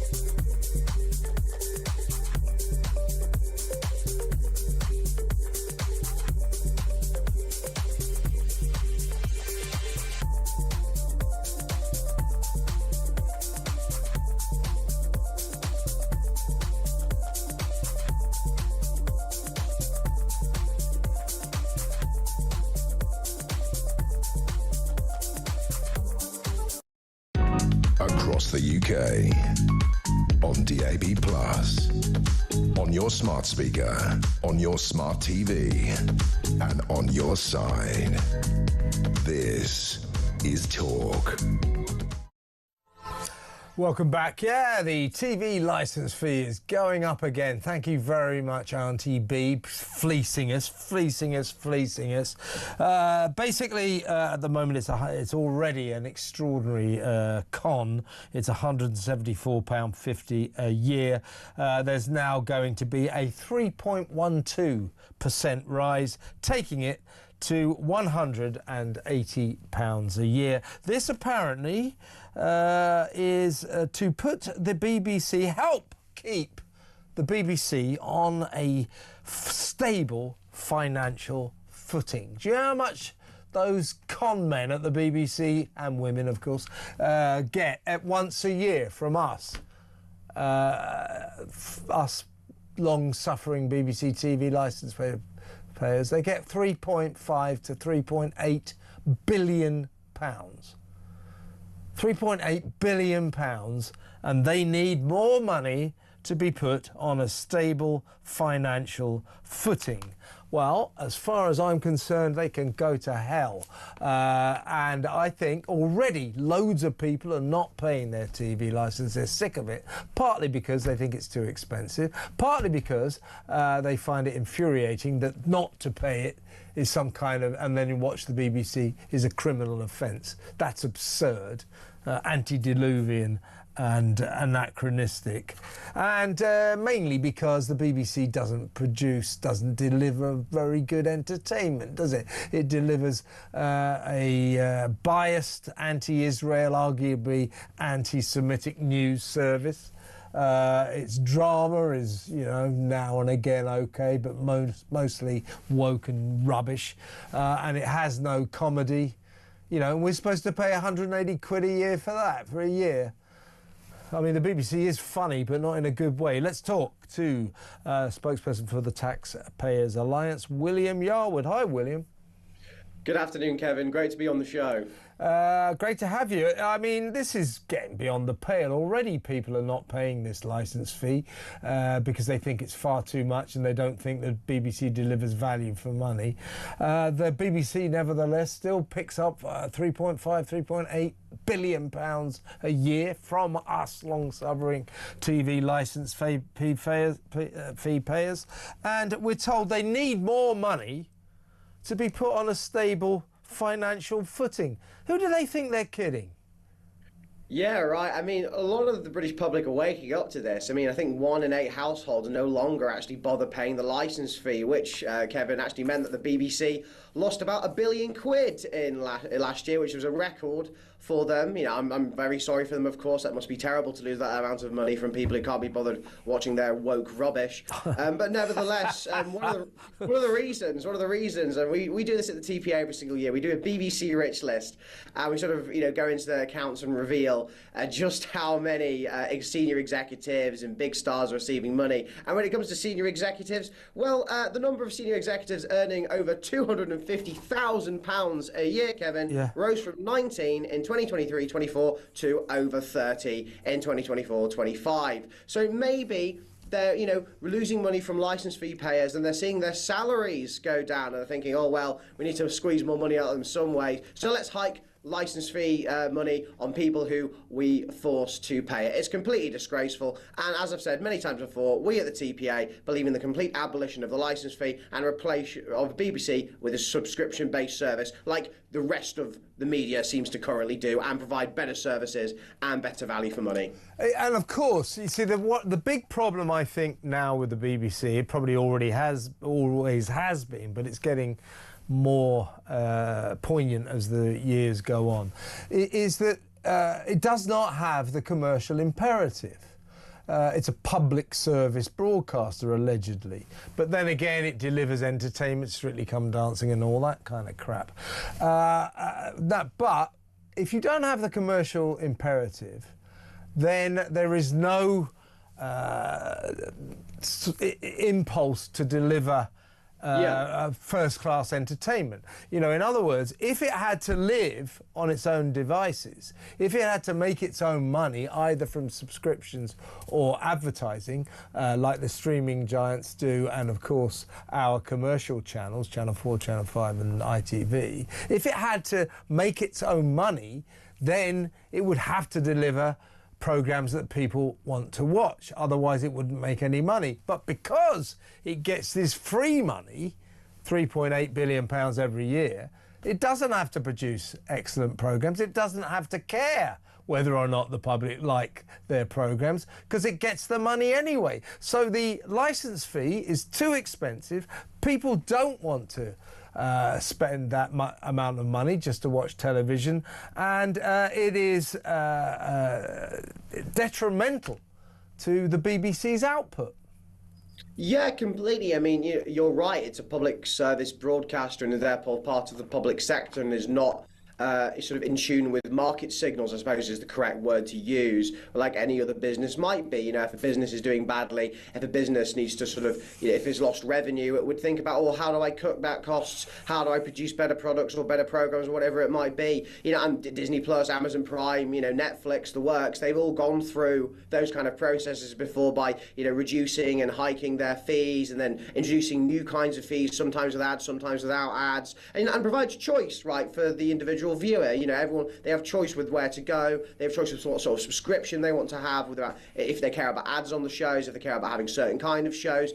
That's all very positive things. But because the BBC is part of the public sector, like the rest of the public sector, it doesn't work, and it doesn't ultimately care hilariously about the public it's actually funded by. I mean, and also the BBC, to mention another thing, consistently gets into endless scandals. I mean, last year it was a week on week and week scandal after scandal after scandal at the BBC, whether it's Hugh Edwards, whether it's the fact that, like you said earlier, there's been bias around Israel, bias around trans stuff, or more actually importantly, bias around their treatment of the President of the United States. I mean, Panorama, their flagship documentary, actually clipped up parts of Donald Trump to make it sound like he was calling for an insurrection. And when that was found out to be not true, Trump is now considering suing the BBC for a few $1 billion. And guess who's going to have to pick up the price for that? Oh yeah, it's licence fee payers, it's taxpayers like your viewers at home. And that is all because the BBC is self-righteous, it's not open to market signals, and ultimately doesn't care about its viewers, and ultimately doesn't care about the licence fee payers, which it is so reliant on. You're absolutely right, William. As Lee Anderson, the Reform MP, said today, he said the BBC's got a death wish with families facing soaring bills and taxes. It is indefensible to demand more money for an institutionally biased BBC. He's absolutely right, and you're absolutely right. Great to talk to you, William. Take care now. William Yarwood there, spokesperson for the Taxpayers Alliance. Let's take a couple of calls, shall we? Or no, there's a voice note first. This is Tom. We spoke earlier of the scourge of first cousin marriages. This is Tom on that issue. I'm so glad you've been doing the late afternoon slot, because I never hear you in the evening and I really enjoy your shows. Anyway, the subject, first cousin marriage. Some years ago, when I was working as a paediatric radiologist, I was asked to scan a baby in the neonatal intensive care unit. The baby was very sick with congenital abnormalities. The point was that the parents, both Asian, were first cousins, and both were doctors working at the hospital. This problem is going to be difficult to eradicate. It's so ingrained. What a great voice note. Thank you, Tom. God, I mean, they're Muslims, right? But they're doctors, first cousins. They produced a baby with serious defects. That's, as Tom says, that's how ingrained this is. It's got to be made illegal. That shouldn't happen in this country. It's 2026. What are we doing? Absolute madness. Let's ban first cousin marriages for the sake of the children. Come on.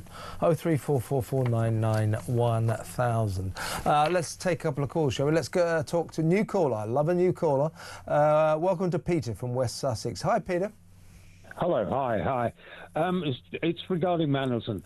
I just wonder what the Americans might think of us sending our most senior chap over, Mandelson, a liar and a seller of secrets, directly into the heart of their administration.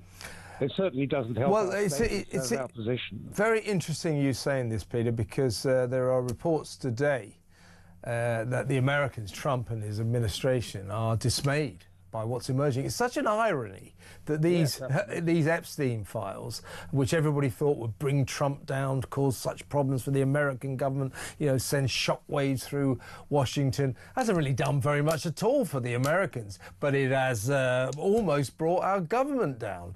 Mandelson, Starmer, it is sending shockwaves through Britain, and we're hearing from America that they are very much considering the future of the special relationship because of this. Exactly. It could have very serious implications. Exactly. And it's really frightening. It's one of these things that it's just an abysmal choice, really. Unbelievable. Yeah, absolutely. But as Harriet Harman said, the Prime Minister, in appointing this proven scandal-prone liar, dodgy dealer to that key role of ambassador to Washington, was weak, gullible, and without moral backbone. She's absolutely right in my view. Peter, great first call. Don't make it your last call. Call again. Peter in West Sussex. Let's talk to Jerry in Newcastle. You also want to talk about Mandelson. Jerry, what would you like to say? Hi. No, not Kevin, Peter. Peter, no, not Peter. Kevin. Yeah. 2 points. First of all, the first point is, doesn't it surprise you about the lack of response from the spineless cowards in the rest of this cabinet? Yeah. How none of them have come out and either deported Starmer or rejected him. What a bunch of spineless... Hey, Jerry, I totally agree with you, but welcome to Westminster. I tell you something, though, I agree with you. You know, these politicians, I mean, don't go into politics unless you're a worm and a snake. But a lot of them are a bunch of snaky little snake oil. Couldn't have put it better myself, salesman. But here's the deal, Jerry. The silence of the cabinet, of the front bench, speaks volumes on Starmer's predicament, does speak volumes. The fact they're not saying anything means they know the game's up. They know he's going. And none of them are going to speak out in his defence because, you know, they don't want to go down with him. It's as simple as that. I think, you know, one doesn't want to over-predict this, but I think there's every chance he could be gone in a week. I suspect he'll be gone before the end of next weekend, and I hope he does. And I'll tell you what, Jerry, I don't know if you normally buy the Sunday papers, but do this week, because I suspect they might be full of the kind of revelations that will finally bring Starmer down, will finally defenestrate him. I think there are so many shocking facts still to come out about this. Starmer knows what they are. A lot of people in Westminster know what they are. When the public know what they are, that's it. Good night, Vienna. Thank you very much, Keir Starmer. It's the end of the Keir show, as they say. Jerry, great to talk to you. Thank you. Excellent call. Call me again. Thank you. Jerry in Newcastle. Let's go to break now. When we come back, weekend of sport ahead. Let's talk to night sports editor at The Sun, Phil Cadden. That next. Stay tuned.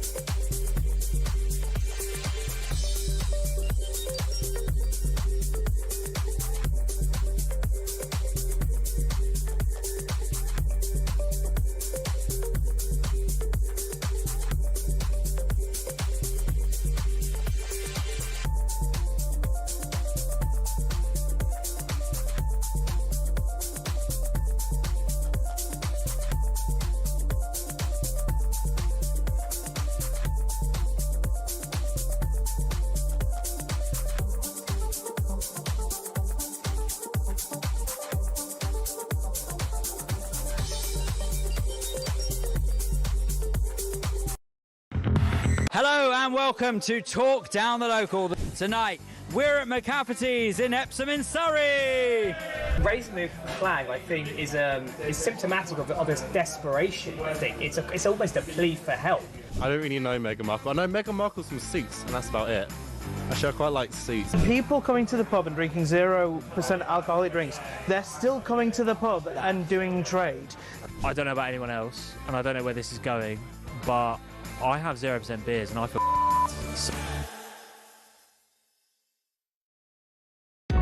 across the UK, on DAB+, on your smart speaker, on your smart TV, and on your side. This is Talk. Welcome back. Let's talk sport with the night sports editor at The Sun, Phil Cadden. Welcome, Phil. Hi, Kev. How are you doing? I'm all right. Big weekend, as usual, of football. Manchester City boss Pep Guardiola has told Arne Slot that winning trophies is more important than style, as coaches rarely last long in the Premier League. Well, he's right, isn't he?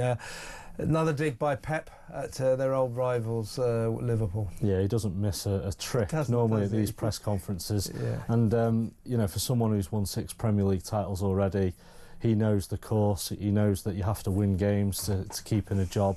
Slot's under increasing pressure as the season's gone on. The defence of the title's been terrible, and he started to anger some of the fans at Anfield because he came out in midweek saying that style's more important than trophies, which just doesn't wash at any of the big clubs. Pep knows that. And tell that to Mourinho. I think he'll be looking to, make a point again on Sunday at Anfield. Yeah, all the fans want in the end, they always go, oh, we want to win, but we want to win with style and flair. No, they just want to win. Absolutely. It's as simple as that. Me and Mike Anstead yesterday were laughing about Pep Guardiola. He's got that other trick. Whenever they play a big team, he'll go at the end of the game. He'll go over to their star player, stick his arm around him, and engage him in a conversation for about 5 minutes. So it looks as if maybe he's going to buy him. Yeah. He's got all the tricks, Guardiola. He's got all the tricks, and he's defended Erling Haaland today. You might find this incredible that he's having to defend Haaland. He scored 40 goals in 40 games for club and country this year, but he's felt that he's had to come out and say he's still the best striker in the world because he's only scored twice in the last 12 games. So beware Liverpool, because I think he's probably tried that motivational trick to try and fire up his Norwegian. So they've got Liverpool this weekend. Sunday. Yeah, Sunday. Where is that? It's at Anfield. Pep's only won there, I think, once, as he's been Man City manager, and that was without fans. He's obviously desperate to win probably one more title before he leaves City. Whether it's this summer or whether he's actually got one more year left on his contract, but he'll be desperate to go out as a winner. If City go there, and this is very possible, and they give this new reduced Liverpool a bit of a hammering, they lose. Liverpool loses comprehensively. Will Slot be in some trouble? He's probably got a bit of time at the moment because they're still in the European Cup, and the European Cup holds a lot of weight at Anfield. Obviously, they've won it 6 times and they've qualified into the last 16. But I think as the season goes on, say, for example, they went out of the European Cup, I think then he would be in serious trouble because, as I say, 6th in the Premier League, they're nowhere near the title race this year. The pressure is starting to mount on him. Yeah, indeed. Good. That's on Sunday, right? That's Sunday afternoon, yeah. What time? 4:30. That's the 4:30 one. Mikel Arteta has apologised to Chelsea and manager Liam Rosenior because Arsenal apparently were accused of disrespect by encroaching into their half during the warm-up before Tuesday's Carabao Cup semi-final leg. Does this happen much? Sorry? Does this happen much? Well, it's actually, on the face of it, quite petty, really. Liam Rosenior brought this up because there's actually been TV footage in the last 24 hours that's shown what happened. Now, on the face of it, once Rosenior accused Arsenal of disrespect, you would have thought it would have been the whole team and the subs all warming up in the Arsenal half. Yeah, that's the picture that's building up in my head. But what was it? But it was literally just the goalkeeper coach collecting long balls from the goalkeeper, which happens before every game. So. Just a bit of a storm in the teacup, really. Yeah.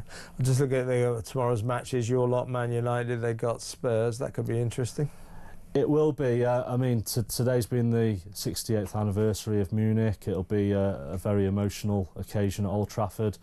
Both clubs have been quite similar of recent times. Obviously, people cast their minds back to last year's Europa League final.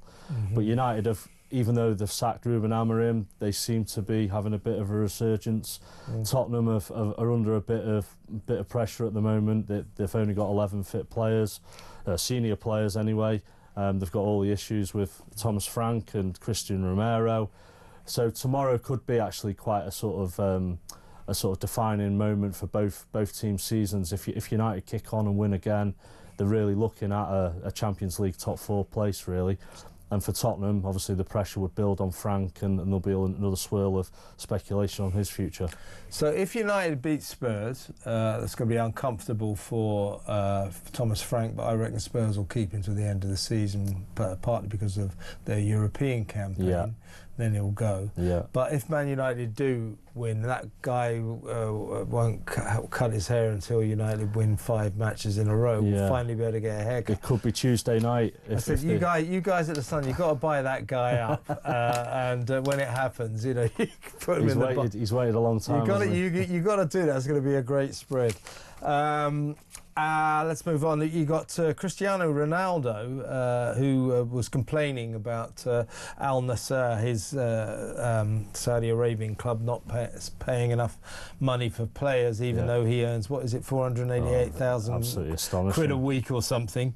He's been left out of the squad for the second game in a row. Yeah, the game's actually on now, so this has only just come out in the last hour or so that he's not involved for the second straight game. He's still on strike. He's still annoyed with the lack of spending in January. I think this is all fueled by the fact that one of their rivals have signed Benzema, who's a good pal from his days back at Real Madrid. And we saw how he left Manchester United. He's such a big name that he's bigger than most clubs, and he does what he wants. And as I think I'm right in saying he's on the best part of £500,000 a week, right? That's right. And he's complaining that the club aren't spending enough money on other players. Well, it could be, Cristiano, that your wages haven't left them with too much money, right? That'd be logic, wouldn't it? But I don't think he operates in that way. He doesn't think in those terms. Money to him is nothing. He's football's first billionaire, isn't he? Yeah. Go back to the games tomorrow.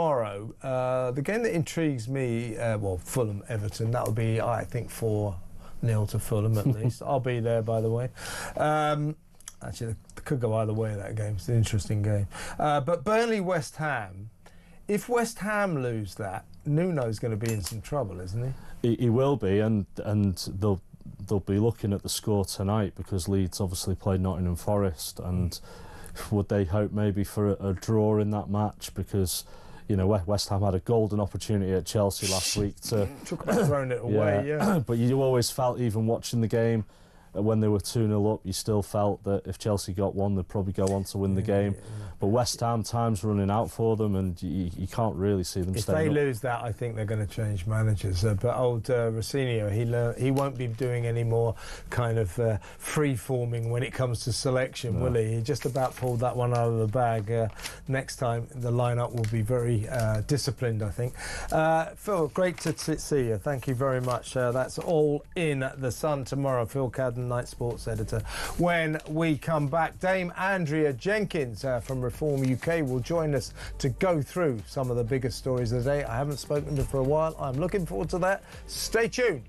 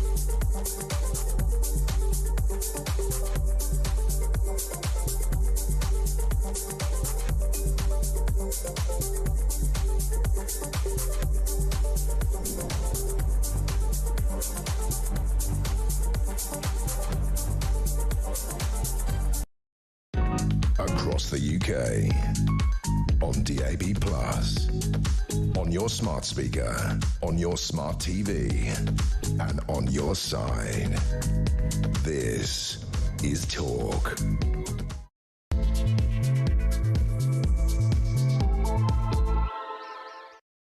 Welcome back to the final hour of Drive Time. It's been a great week. Thank you very much for tuning in. Thank you very much for enduring me. You'll have to endure me next week as well. I'll be back at 4 p.m. on Monday. You have been warned. Now, this is the final hour, as I say. In just a little while, 20 minutes or so, I'm going to be taking your calls.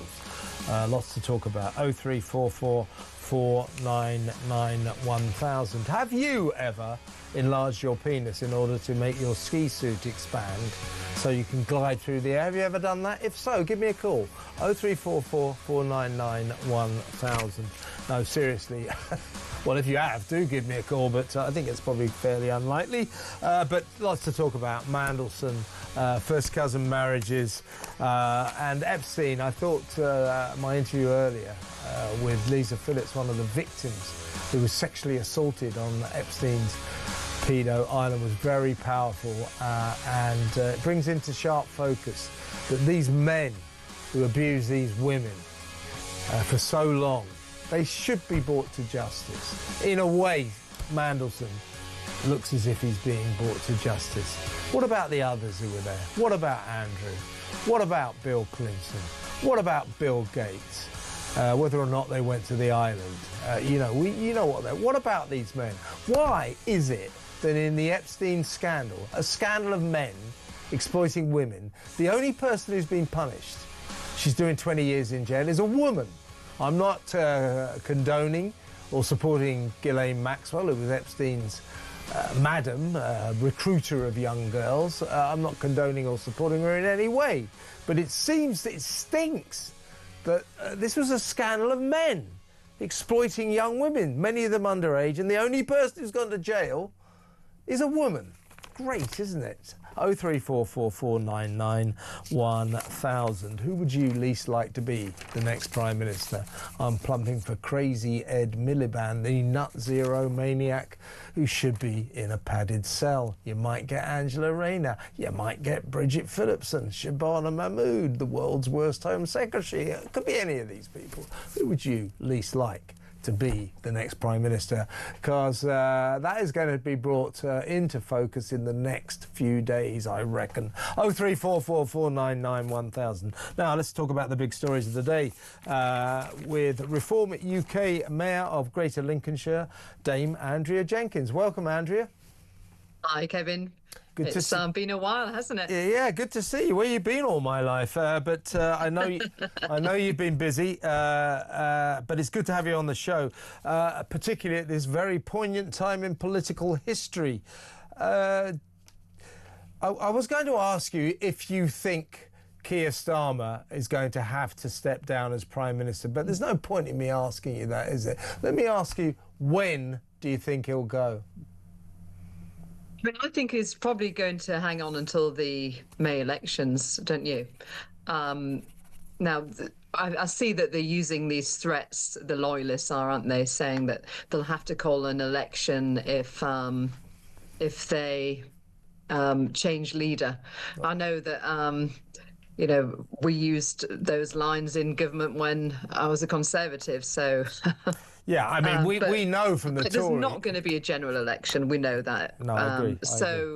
Yeah, I think a disastrous May election. I mean, we're talking about a man who promised to clean things up, to have stability, integrity. Instead, we've got somebody who just refuses to read the room and is so out of touch. Yeah. I mean, what I'm really concerned about, actually, Kevin, is, he must have known what had happened regarding Epstein, and what does he know about Starmer? Why does Starmer hang on to him so long? I'm not saying Starmer's connected to Epstein, but what does he know about Starmer? Because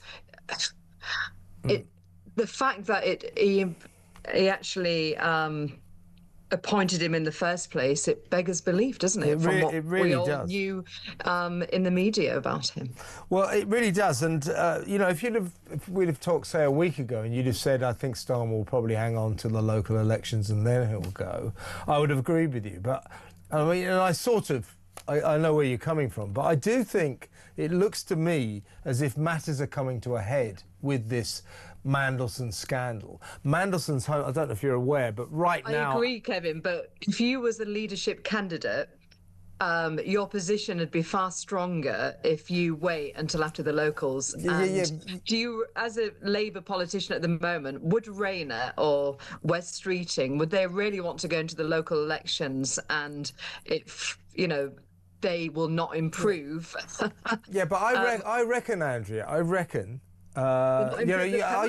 did you know that at the moment, as we're speaking, the police are searching Mandelson's homes in Camden and in Wiltshire. God knows what that will reveal. There is a serious possibility that in the next few days, bombshell revelations may emerge about Mandelson, Keir Starmer, and the process that led to the appointment of Mandelson to the ambassador in Washington job. And those revelations may make it untenable for Starmer to continue. So Starmer might go very soon. Yeah, I mean, look, that's a possibility. I mean, I hope he does, but we could potentially get somebody worse. I mean, imagine Angela Rayner. Yeah, well, no, I mean, that's going to be terrible. Well, I mean, you're not really in the Westminster arena anymore, but I think it's I'm hearing... I had over a decade, didn't I, really? Yeah, but the atmosphere there at the moment, Andrea, I'm hearing is extremely febrile. Yeah. But look, it's been febrile. It was during the Brexit years, the Theresa May, the Boris, Rishi. Yeah. It's been febrile since 2016, and this is just another leader now who is failing to connect and has made some bad decisions. But I mean, I think really they have conned the electorate, haven't they? Yeah. And they've had so many U-turns. I mean, I speak to people, it's sort of like, you know, my constituents now in Lincolnshire who said they have always voted Tory. They actually voted Labour. I spoke to a lady the other day who actually voted Labour, thinking that it'll be grown-up politics, it'll be a change. And they've all got buyer's remorse, haven't they? Because they've got somebody who, as I said earlier, he doesn't read the room. He tries to make out it's all about integrity. He attacked Boris on that, but he appointed somebody who was so closely linked to a convicted paedophile. And yeah, I mean, is he likely to go? Yeah, he's going to go at some point, but it all depends what's uncovered over the next few days, doesn't it? You're exactly right, Andrea. This was a Prime Minister who came in his sanctimonious, parochial, Parsons way. He got that kind of manner. I'm going to clean up Westminster. I'm going to clean up politics. He is presiding over, I mean, we're used to sordid scenes in Westminster, but he is presiding over a cesspit, an absolute cesspit, isn't he? Oh, absolutely. And but it's down to his judgment, isn't it? There's no one to blame but himself. I mean, he's hanging on to this advisor who's very much part of the Westminster bubble, who's obviously advising him badly, who his own backbenchers want him to get rid of, McSweeney. It took ages until he really pushed this current situation as well. So he just seems to hang on to people too long. He doesn't read the room. Yeah, well, that's I was going to ask you about that because, of course, McSweeney is the architect of Mandelson's disastrous appointment to the job of ambassador in Washington. Absolutely. He was pushing for it, you know, so was Blair, you know, all the backroom boys pushing for their man Mandelson to get that job. And weak and gullible that he is, Starmer went along with it. Now, there are calls, extreme pressure on Starmer this weekend for that reason to dismiss Morgan McSweeney. Yes, do you think that might happen? I mean, I don't think he's got any choice, do you? If he's trying to save his own skin, he's got to do this now. But whether he will, I don't trust his judgment on anything, do you? Yeah. I mean, look at even back to when they first got elected, the decision over the winter fuel allowance. Every step of the way of his leadership has been an array of bad decisions. So will he do it? I'm not sure. Does he need to do it? Of course he does. Yeah. Yeah, I mean, his ability to make the wrong decision on every given occasion is It's like extraordinary. an accident waiting to happen permanently, isn't it? Except he's an accident that always happens. It always happens. What is wrong with this guy? He's like the worst Prime Minister. He's just in the wrong job, isn't he? He is, and he's got zero emotional intelligence as well, hasn't he? It just, his emotionally EQ must be on zero, mustn't it? And what do you make of the fact that Angela Rayner is on manoeuvres? Her problem being that she still has troubles in terms of her alleged non-payment of stamp duty, her tax problems. That issue has not been resolved, and as such... Maybe she should have got Rachel from accounts to do it. Well, no, that would be even worse. That'd be even worse. No, but the joke... It'd be any worse than at the moment, can it? No, the irony is that because of that, although she wants to make a tilt at number 10, she can't because of her ongoing stamp duty problems, which I was saying to Trevor Kavanagh earlier in the show, just sort of brings into focus, doesn't it? This lot, they're just an absolute shower, aren't they, this cabinet? They're a car crash, aren't they? But people seem to be forgetting about when she had that council house and she sold it, etc. So there seems to be a history there with property and Angela Rayner. And look, she's been on the manoeuvres for years. Even when I was in Parliament, you saw her go from a change of image from her bother boots, as she used to wear. Oh, that's right. And the colourful tights and fishnets, etc., to trying to clean up with me&M dresses. So she's been on this for a while. But so she's trying to look prime ministerial. Good luck with that, Angela. No, absolutely. But the fact is that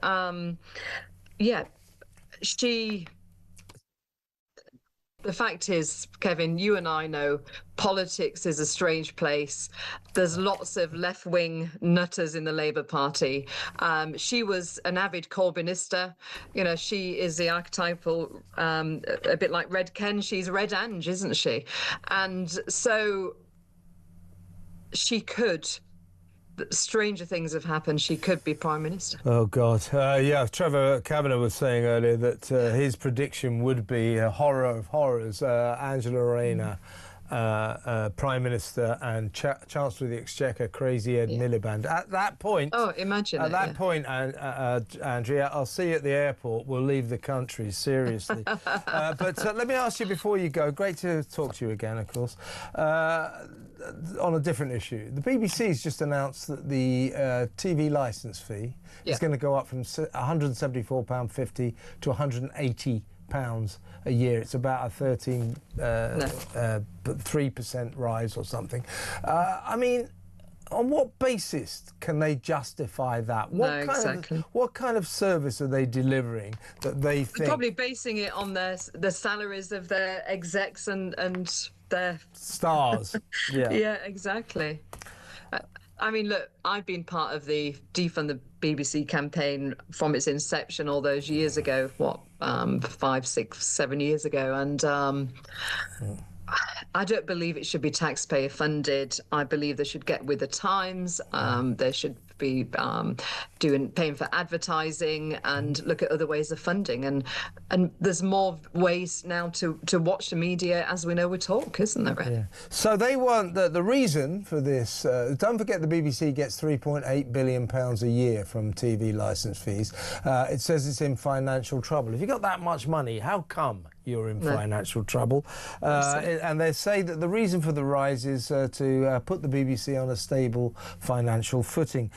Maybe if they didn't pay Fiona Bruce £410,000 a year, Nick Robinson £410,000 a year, Laura Kunsberg £395,000 a year, Naga Muncenti £355,000 a year, Jeremy Vine £310,000 a year, and Victoria Derbyshire £275,000. Just maybe they could get onto a financial footing. Stop paying these mediocre... Out of taxpayers' money. I've got no problem if it's not taxpayer funded. If people want to earn that kind of salary, but when it's taxpayer funded, definitely not. Yeah, the reason they pay these enormous salaries, not only to those stars or those alleged stars, but also to so many executives. I think we were learning earlier there's something like 30 executives at the BBC earn more than £250,000 a year. The reason they're able to do this is because we give them £3.8 billion pounds a year. Take that away from them and they'd have a more sensible wage structure, wouldn't they? Absolutely. Completely. Yeah. I agree with you. Well, let's do that then. We'll get into power, and that'll be your first measure, Andrea. Andrea, listen, it's really good to talk to you. Come on again soon. Dame Andrea Jenkins there, Reform UK Mayor for Greater Lincolnshire. When we come back, should we play a voice note now, shall we? Yes. We've got a voice note from Mike on Keir Starmer. I'm just wondering where the honour is in politics anymore. I was watching a documentary last week where on the Falklands War, where Lord Carrington, who was part of the spearhead of 30 Corps up the corridor during Operation Market Garden, resigned when the Falkland Islands were invaded by the Argentinians because he said he should have known it was going to happen. I can't even count on my fingers and toes how many things Starmer should have resigned over, and yet he still clings on with all his fingers and toes. Yeah, that was the last resignation on a point of honour that I think anybody in politics can remember. Extraordinary. By the way, I've had a text from Leslie telling me, I mean, who knew? I think she got the right end of the stick. ITV, Channel 4 and Channel 5 aren't subscription services. Yeah, don't say. No, they get advertising. What I'm saying is the BBC needs to go to subscription, like the streaming services, Netflix, Amazon, Sky for that matter, or it needs to get advertising. It needs to pay for itself. That's the point. It doesn't. We pay for it, and people are getting sick of it, and they keep putting their licence fee up, and that, to my mind, is a scandal. Let me know what you think about that. The BBC licence fee going up to £180 a year, 0344 499 1000. Should Peter Mandelson go to jail? 0344 499 1000. How soon should Keir Starmer go? Because it's not if, it's when, isn't it? We are being led by a lame duck, a man who's lost all credibility, all power. His position is untenable, and yet he clings on. It's bad for the country, isn't it? 0344 499 1000. You need a strong leader. We've got a weak poodle who is completely undermined, completely hopeless now. He always was hopeless, but now it's beyond the pale. 0344 499 1000. Aren't you sick of the establishment system that promotes people like Mandelson? It's been going on decades, centuries. Are we seeing the end of that? I think people are sick of it. You know, Mandelson, like so many people, the great and the good in the establishment, they just line their own pockets with taxpayers' money. Got to stop.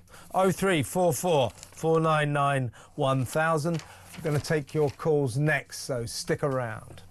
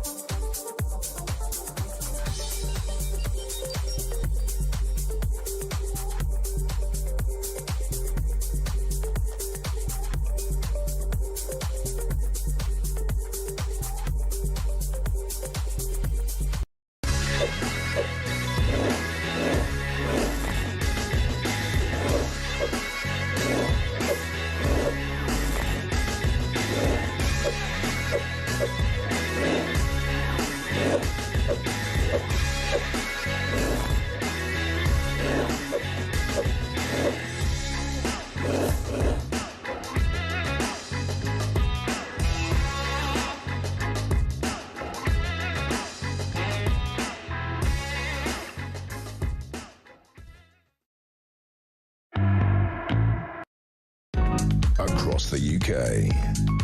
On DAB+, on your smart speaker, on your smart TV, and on your side. This is Talk. David sent me a text. We're going to go to the phones in just a second. He says, it isn't this generation of first cousins marrying and having children. It is their parents and grandparents. Well, I agree, David. It is their parents and grandparents. But it is this generation of first cousins marrying and having children. That's the point, David. It's going on now. We allow it. It is a Muslim tradition. It's big in sub-Saharan Africa and the Middle East, and it's still pretty big here, and we should illegalize it. We should make it unlawful, because it produces a disproportionate amount of children, babies, with birth defects. Not rocket science, is it? It is this generation. It hasn't stopped, David. You haven't got the point, seriously. Thanks for the text, though. Let's go to the phones, shall we? And let's talk to Tony in Warrington. Hi, Tony. Hi, Kevin. You okay? Hey, I'm good. What would you like to say, mate? You were just on about honourable resignations about Carrington. Yeah, Carrington back. Yeah, if memory serves me correctly, Robin Cook did resign. He did too. You're absolutely right. Over the illegal Tony Blair and George W. Bush war, which cost millions and millions of lives. Well, hundreds of thousands, if not at least a million lives. Yeah, no, you're right. You're right. So there are two we can remember in living memory. Two political resignations on points of honour. Lord Carrington for the Falklands War and Robin Cook for the Gulf War. You're exactly right. We can't cite any others. Nobody in Westminster these days resigns on a point of honour, because I don't think many of them have got much honour, to be honest with you. But I've got a message that you've said that this mess, the Mandelson mess, if you like, started when Blair got in. And you're right. It was Tony Blair that promoted Mandelson to his position of high influence and power. Tony Blair promoted him. Gordon Brown took him, and Gordon Brown gave him the job of business secretary, even though he hated Mandelson's guts and still does. And now Keir Starmer. But you're right, Blair started it. Yeah, absolutely. All this mess. And, you know, the Tories are no better. The Tories did absolutely nothing during the 14 years that they were in power. But this is beyond catastrophic. This lot is, you know, Starmer's on the precipice. He's got to go. But like you said, you have said, it's been said 1,000 times, who do you get? Who do you have confidence to replace him? There's nobody. I know. I mean, the extraordinary thing about this useless Labour cabinet is that if Starmer goes, you know, the worst Prime Minister in my life, and my life has gone on for way too long, the worst Prime Minister most people can, everybody can remember, the worst Prime Minister in modern history. If he goes, whoever they replace him with, incredibly, will be worse. That's how bad this cabinet is. That's how bad we have an utterly useless Prime Minister, but he's better than the rest of the cabinet. It's extraordinary. Whoever replaced, it's not going to get any better. No, it won't, because it's going to be Big Ange and her bother boots and crazy Ed Miliband, who should be in a padded cell with a straitjacket on. It's so worrying, Tony. It really is. Tony, great call. Thanks for ringing. Tony in Warrington. Got another message here. This is from Glyn in Catterick. He said, the thought of marrying my cousin actually makes me sick. It is both morally and biologically wrong. Yeah, well, it's what we used to call, in fact, we still do call it. We call it incest. Now, incest is illegal because it produces children with birth defects. So you can't marry your brother, you can't marry your sister, you can't marry your mum or your dad, but for some reason you can marry your first cousin, which is just as bad. So there is a bit of incest that is legal in this country. That is just bizarre, isn't it? And the NHS is endorsing it. What is going on? And you know, the reason Labour won't do anything about it is because first cousin marriage is a Muslim Islamic tradition. and they don't want to offend the Muslims because they don't want to lose the Muslim vote, even though they're probably going to lose it anyway. Welcome to the wonderful world of Westminster. Isn't that special? Right, let's go back to the phones. Let's talk to Bridget in Suffolk. Hi, Bridget.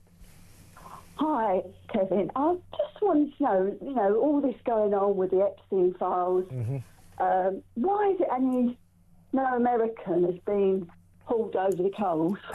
It's a really interesting question. As I've been saying, if you've been listening to the show or watching the show, the great irony of the Epstein files. So they'd be, what was it, a year ago? They said, oh, the Epstein files are coming. They're going to start opening the Epstein files. And then, of course, they started.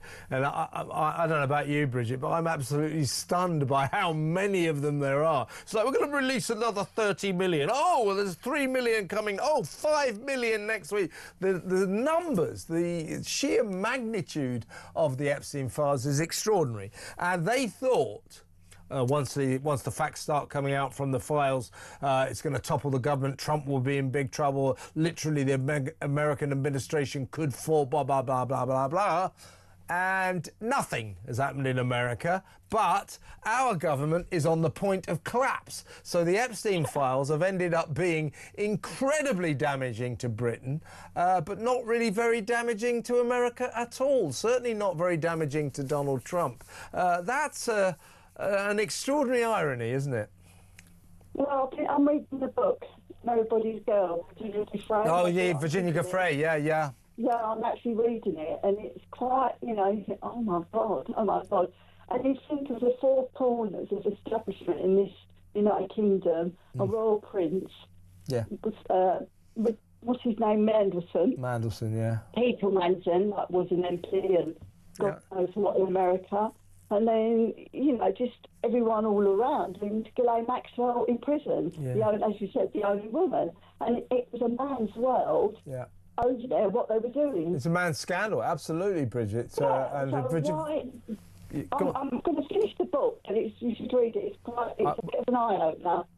Well, yeah, I mean, I read a chapter, but I do intend to read the whole thing. It's an important book that doesn't put the former Prince Andrew in a very good light, to say the least.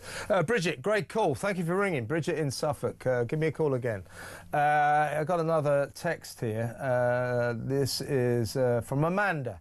What an utter disgrace that the NHS is facilitating first cousin marriages by employing a specialist nurse rather than educating people to behave in line with what is acceptable in this country. The NHS should not be paying for this. Well, I absolutely agree with the spirit of that text. But when you say that it's not in line with what is acceptable in this country, legally, this is the bizarre fact in my view, legally first cousin marriage is acceptable because it's legal. It's not against the law, and it produces children with defects, birth defects, some of them very serious. What are we doing? What on earth are we doing? Stop this. It's 2026. Not 1526. It's unbelievable in my view. It really is. Shall we go to break? Yeah, let's go to break. And when we come back, find out how or why a tiny drawing of a foot just sold for $27.2 million. Little drawing of it. Well, that's a hand, isn't it? But that's my impression of a foot. It's like that, it's like that. So there's a foot. You see the foot. Tiny little drawing. $27.2 million. Why? Find out why after the break.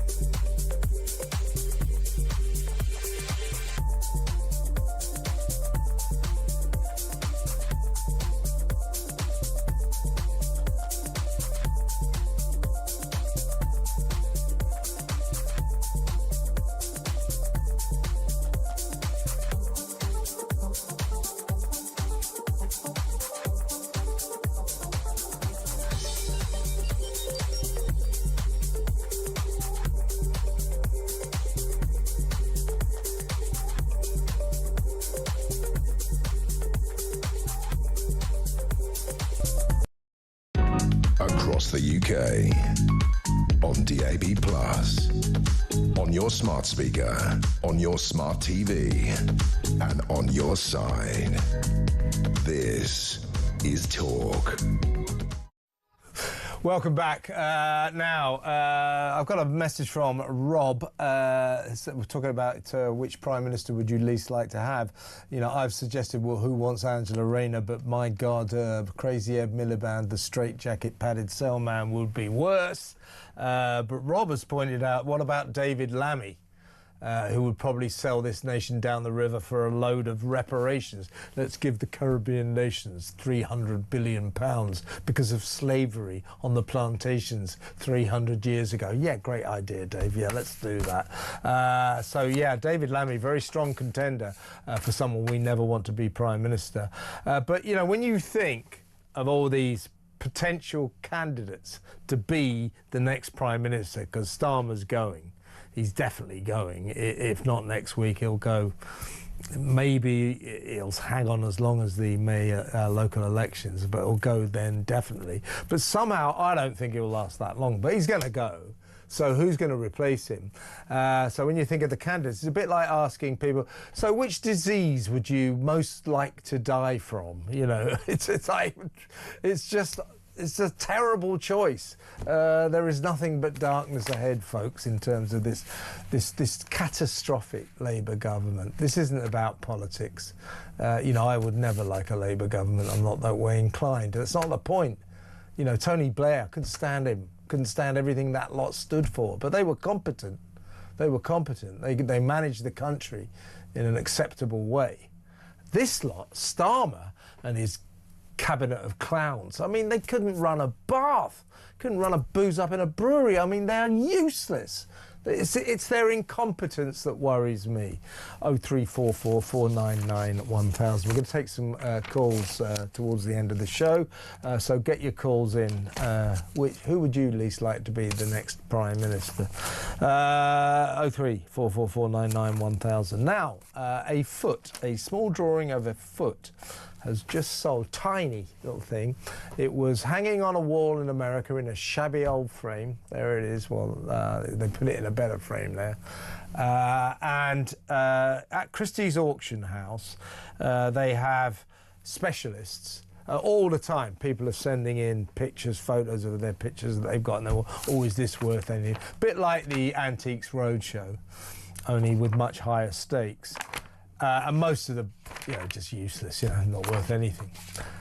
So a guy called, the specialist, Giada Damon, at Christie's in New York, sifting through, was told, there's another little drawing for you to have a look at. So Giada took a look and, oh my God, immediately thought, wow, this is something. And it turned out to be a preparatory drawing by Michelangelo in his preparations to paint the Sistine Chapel. There it is. It's a foot. So that was a preparatory drawing, and it sold for $27.2 million. And we don't know who the lucky owner of the tiny foot was, but what a story. Let's talk to art critic, the people's art critic, Estelle Lovett. Hi, Estelle. Hi, Kevin. Hi. Well, first of all, great story. What these kind of stories do crop up from time to time. I mean, it is Eat Your Heart Out Antiques Roadshow. This is a discovery, isn't it? Absolutely. What would the specialist in Old Master drawings at Christie's in New York, Giada Damon, have seen in this drawing that would have immediately raised alarm bells about the quality? What would Giada Damon have seen in this painting, in this drawing?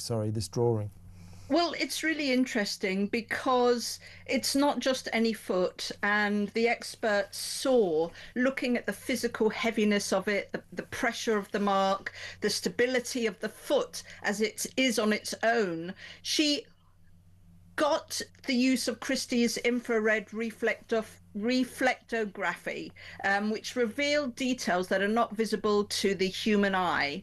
And actually, not only is there the front image, there's also something on the back. It's a double-sided sheet. And this expert saw how close it related to studies in the Metropolitan Museum of Art, that it was of museum level quality. And that's what makes it so unusual. It's of significant quality that you don't normally see in artworks, but it's taken this infrared equipment to reveal what isn't possible to be seen by the human eye. And also, there's something similar in drawing sheets at the Uffizi in Florence, where the same foot appears, and the Christie's expert noticed that as well. So whilst we're considering how on earth did they know, there is an inscription in brown ink which has his signature on it, Michelangelo, and that is the same signature that appears on these other drawings as well. And this has hung on a wall for years, and the owner, who's remaining anonymous, the lucky owner, shall we say, had never given it much thought, probably just a copy. But when the experts got it at Christie's, as you say there, on the back of the frame was sealed with duct tape, and there was an inscription in the handwriting of the owner's grandmother, which just said Michelangelo, and it turned out it was. Now, 27.2 million for this preparatory drawing for the Sistine Chapel. Let's talk about the Sistine Chapel. When did Michelangelo paint it? Obviously, this is the masterpiece in the Vatican at Rome. When did he paint it? So that was between 1508 to 1512. He painted the ceiling all by himself without his assistants. Don't forget, he was a sculptor and an architect as well. He had papal power. Yeah, a left-handed genius, but he was so concerned that his work had to be that of a perfectionist that he didn't trust anybody. So he painted the ceiling himself over 4 years. He even designed the scaffolding, allowing him to get close enough to the ceiling to paint it, which, as you can imagine, him on his own resulted. He had a terrible stiff neck from lying flat up all the time. I can imagine. But also he's so alone because he didn't trust anybody. They thought that people were out to get rid of him, to kill him, because he had papal power, as I say. So depressed and alone, he used to stay up there, even sleep up there, and he used to get covered and splattered in paint. Now, every 6 months, people used to come and request to cut him out of his clothes and put clean clothes on. Really? And how old was he when he was doing this, Estelle? Oh gosh, maths isn't my thing. I've got sort of like maths dyslexia, but you know, when he did pass away, it was so controversial, that the Sistine Chapel, that Pope Pius IV ordered that all of the male nudes and the angels that were nude that Michelangelo had painted, the Pope ordered them that they be painted with clothes on to cover up their dangly bits. So, you know, he was never without controversy, but he himself, he said, I'm a man that paints with my brains, not just my hands, and I have a photographic memory, which is why this image of this foot, he was able to just knock it off, if you like, really quickly, and then use it for the Sistine Chapel figure. And the figure is one of a female prophet who, in the ceiling itself, you see her, she's holding a huge book, and in that book she's written down what she's able to foresee will happen in the future. And you say that it took him 4 years to paint the Sistine Chapel. Apparently, there were thousands of these preparatory drawings. Tragically, many of them were just burnt, apparently. But something. Tell us about his genius. So when we look at that foot, the drawing of that foot, what is it that stands out? What is his genius? Do you think he was the greatest painter ever?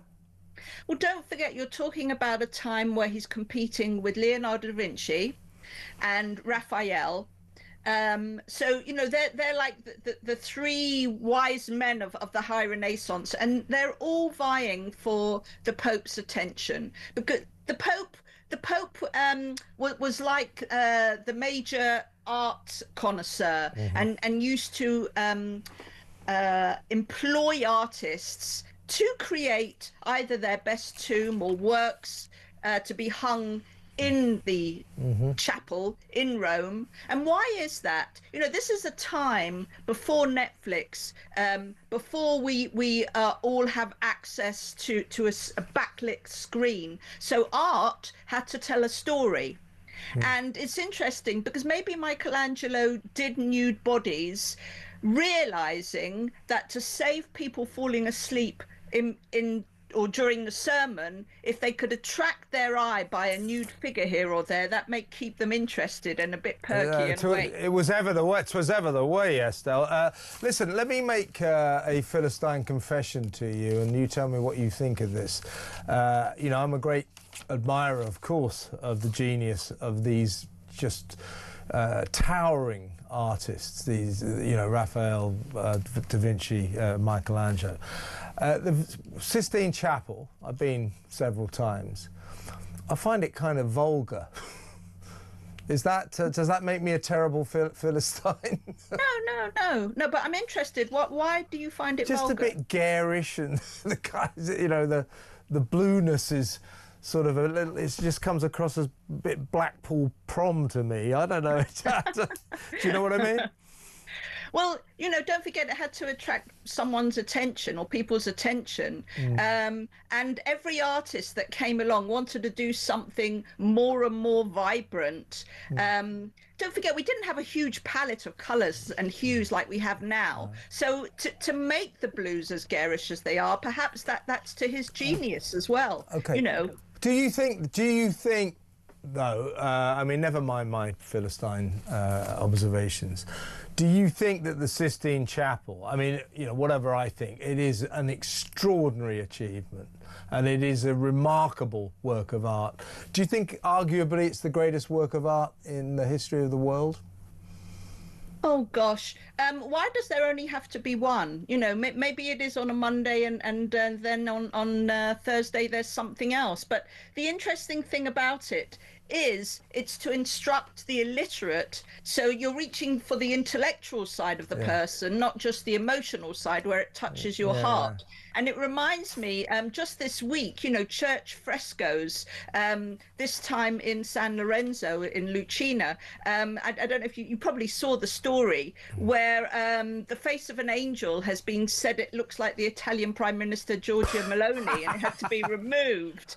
And the artist, the restorer that painted it, first of all, he denied these claims, and then he said, OK, maybe the angel does have Meloni's face, but what he said was that hers was similar to the original, or was the original similar to hers? Wow. You know, or is it making a political statement? Don't forget, the paintbrush is very often mightier than the politician. It certainly is. Fascinating stuff, though. Fascinating stuff. Estelle, good to talk to you again after all this time. Good to have you on the show. Come on again soon. Estelle Lovett, the People's Art Critic, the Sistine Chapel. Have you ever been? Do you know what I mean? I just find it a bit like garish, to be honest with you.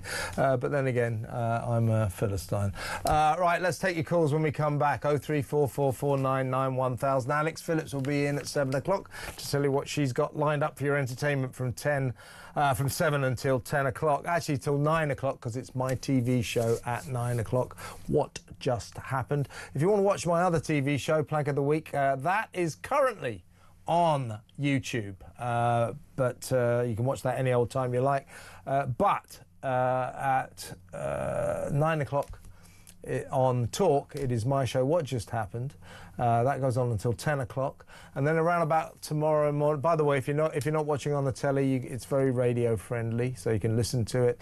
And then tomorrow morning, around about 9 o'clock, 9:30, it goes on to YouTube, and then you can watch it anytime you like. What Just Happened at 9 o'clock tonight. Alex Phillips in 10 minutes. Stay where you are.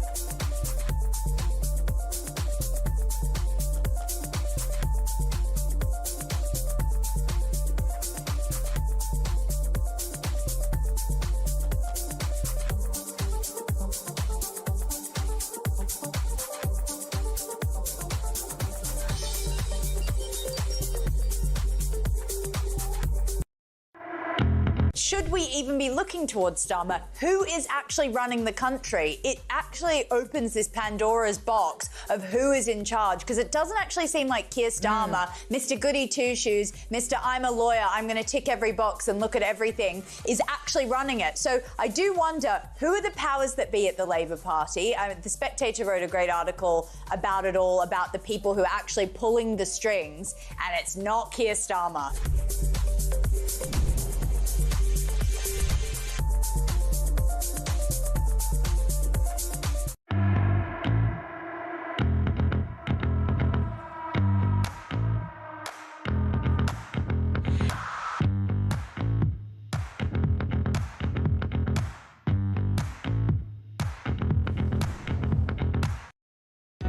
Across the UK, on DAB+, on your smart speaker, on your smart TV, and on your side.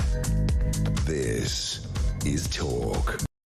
Welcome back. Let's take some calls. A couple of messages here. Great show, Kev. Thank you. This is Mike from Durham. Imagine Angie, as in Raina, being in charge of our nuclear codes if she becomes Prime Minister. Doesn't bear thinking about. What else? Oh, yeah, Scott says here, the BBC needs more money, needs to put up its licence fee to pay for the Trump lawsuit. Scott from Fife, who also says great show. If you say great show, I'm guaranteed to read your message out. So I've got to get loads of messages of a great show on now, aren't I? Even though everyone will be lying about that. Right, let's go to the phone, shall we? Let's talk to Paul in Liverpool. Hi, Paul. Great show, Kevin. Thank you. Anyway. Thanks, mate. Yeah, I think Rayner and Miliband, I think they probably need to get in to totally annihilate the Labour Party, and the Labour Party will never, ever get into power after that, at least for 20 odd years. I think you're right, Paul. I mean, you know, Starmer has started the process. I think they're destroying the Labour Party forever because they're so hopeless and they're damaging the country. They're ruining the country. But the sheer terrifying prospect is, until they fall, we got three and a half more years of this lot. We've got to wait until 2029. What kind of a state is the country going to be in? If Starmer stayed in power, which of course he won't, it will be a disaster. But if we end up, and it's very real, fairly soon we might have Prime Minister Angela Rayner and Chancellor of the Exchequer Crazy Ed Miliband. That doesn't bear thinking about, does it? But you know, at the end of the day, Kev, people have gave up. They don't care more. They'll sit on a beer crate and eat beans until that there's a next general election. The one that May election. Well, I tell you, the trouble is, Paul, I think that's what we'll all be doomed to be doing fairly soon. Because God Almighty, I mean, Starmer has wrecked the joint. If we get Rayner and Miliband, they won't wreck it. They'll drop a nuclear bomb on it. I mean, it's just terrifying. It's terrifying. What have we done? What did we vote in? I mean, I didn't vote. I'm sure you didn't either. But no, I didn't. People made. I mean, I understand why they did it. They were sick of the useless Tories, and they voted to get rid of them. But boy, oh boy, did this nation made the mistake of a lifetime by voting in Starmer and his cabinet of clowns. It's a disaster, Paul. It is a disaster. Good call, mate. Good to speak, as always. That's Paul in Liverpool. Let's go to Sophia in Hampshire. Hi, Sophia. Hello, Kev. Great show. Thank you. Got the ball rolling now, haven't I, on the great show circuit? Yeah. Everybody, you've got to say it's a great show, otherwise I won't talk to you, I won't read your messages. No, Sophie, you want to talk about first cousin marriages, yeah? I do, yeah. I don't personally agree with them. I certainly don't. I was shocked as well when I found out that it wasn't illegal in this country. But I just wanted to say, interesting fact, because my dad's from Saudi and we were having this conversation. And every single person who gets married in Saudi, whether they're related or not, has to have genetic testing to see if they are actually compatible. That's fantastic. You see, the thing is, you learn these things about these Middle Eastern countries, these very Islamic countries, who are so much more sensible about these issues than we are. For example, Saudi Arabia, Bahrain, Qatar, all these Muslim countries, they ban the Muslim Brotherhood. They say they're a terrorist organisation. They're a danger to the public. We don't. They're legal here. It's ridiculous. And now you're telling me, essentially, Saudi Arabia makes sure that people who get married are not first cousins. We don't seem to care. That's an amazing factor, Sophia. I know. I thought it was interesting myself. Yeah, thank you very much. Thank you very much. Sophia in Hampshire there with an excellent call. Talking of excellent calls, I've got 2 excellent calls left. The always excellent, the always excellent Joan in Sunderland. Hi, Joan. What would you like to say about first cousin marriages?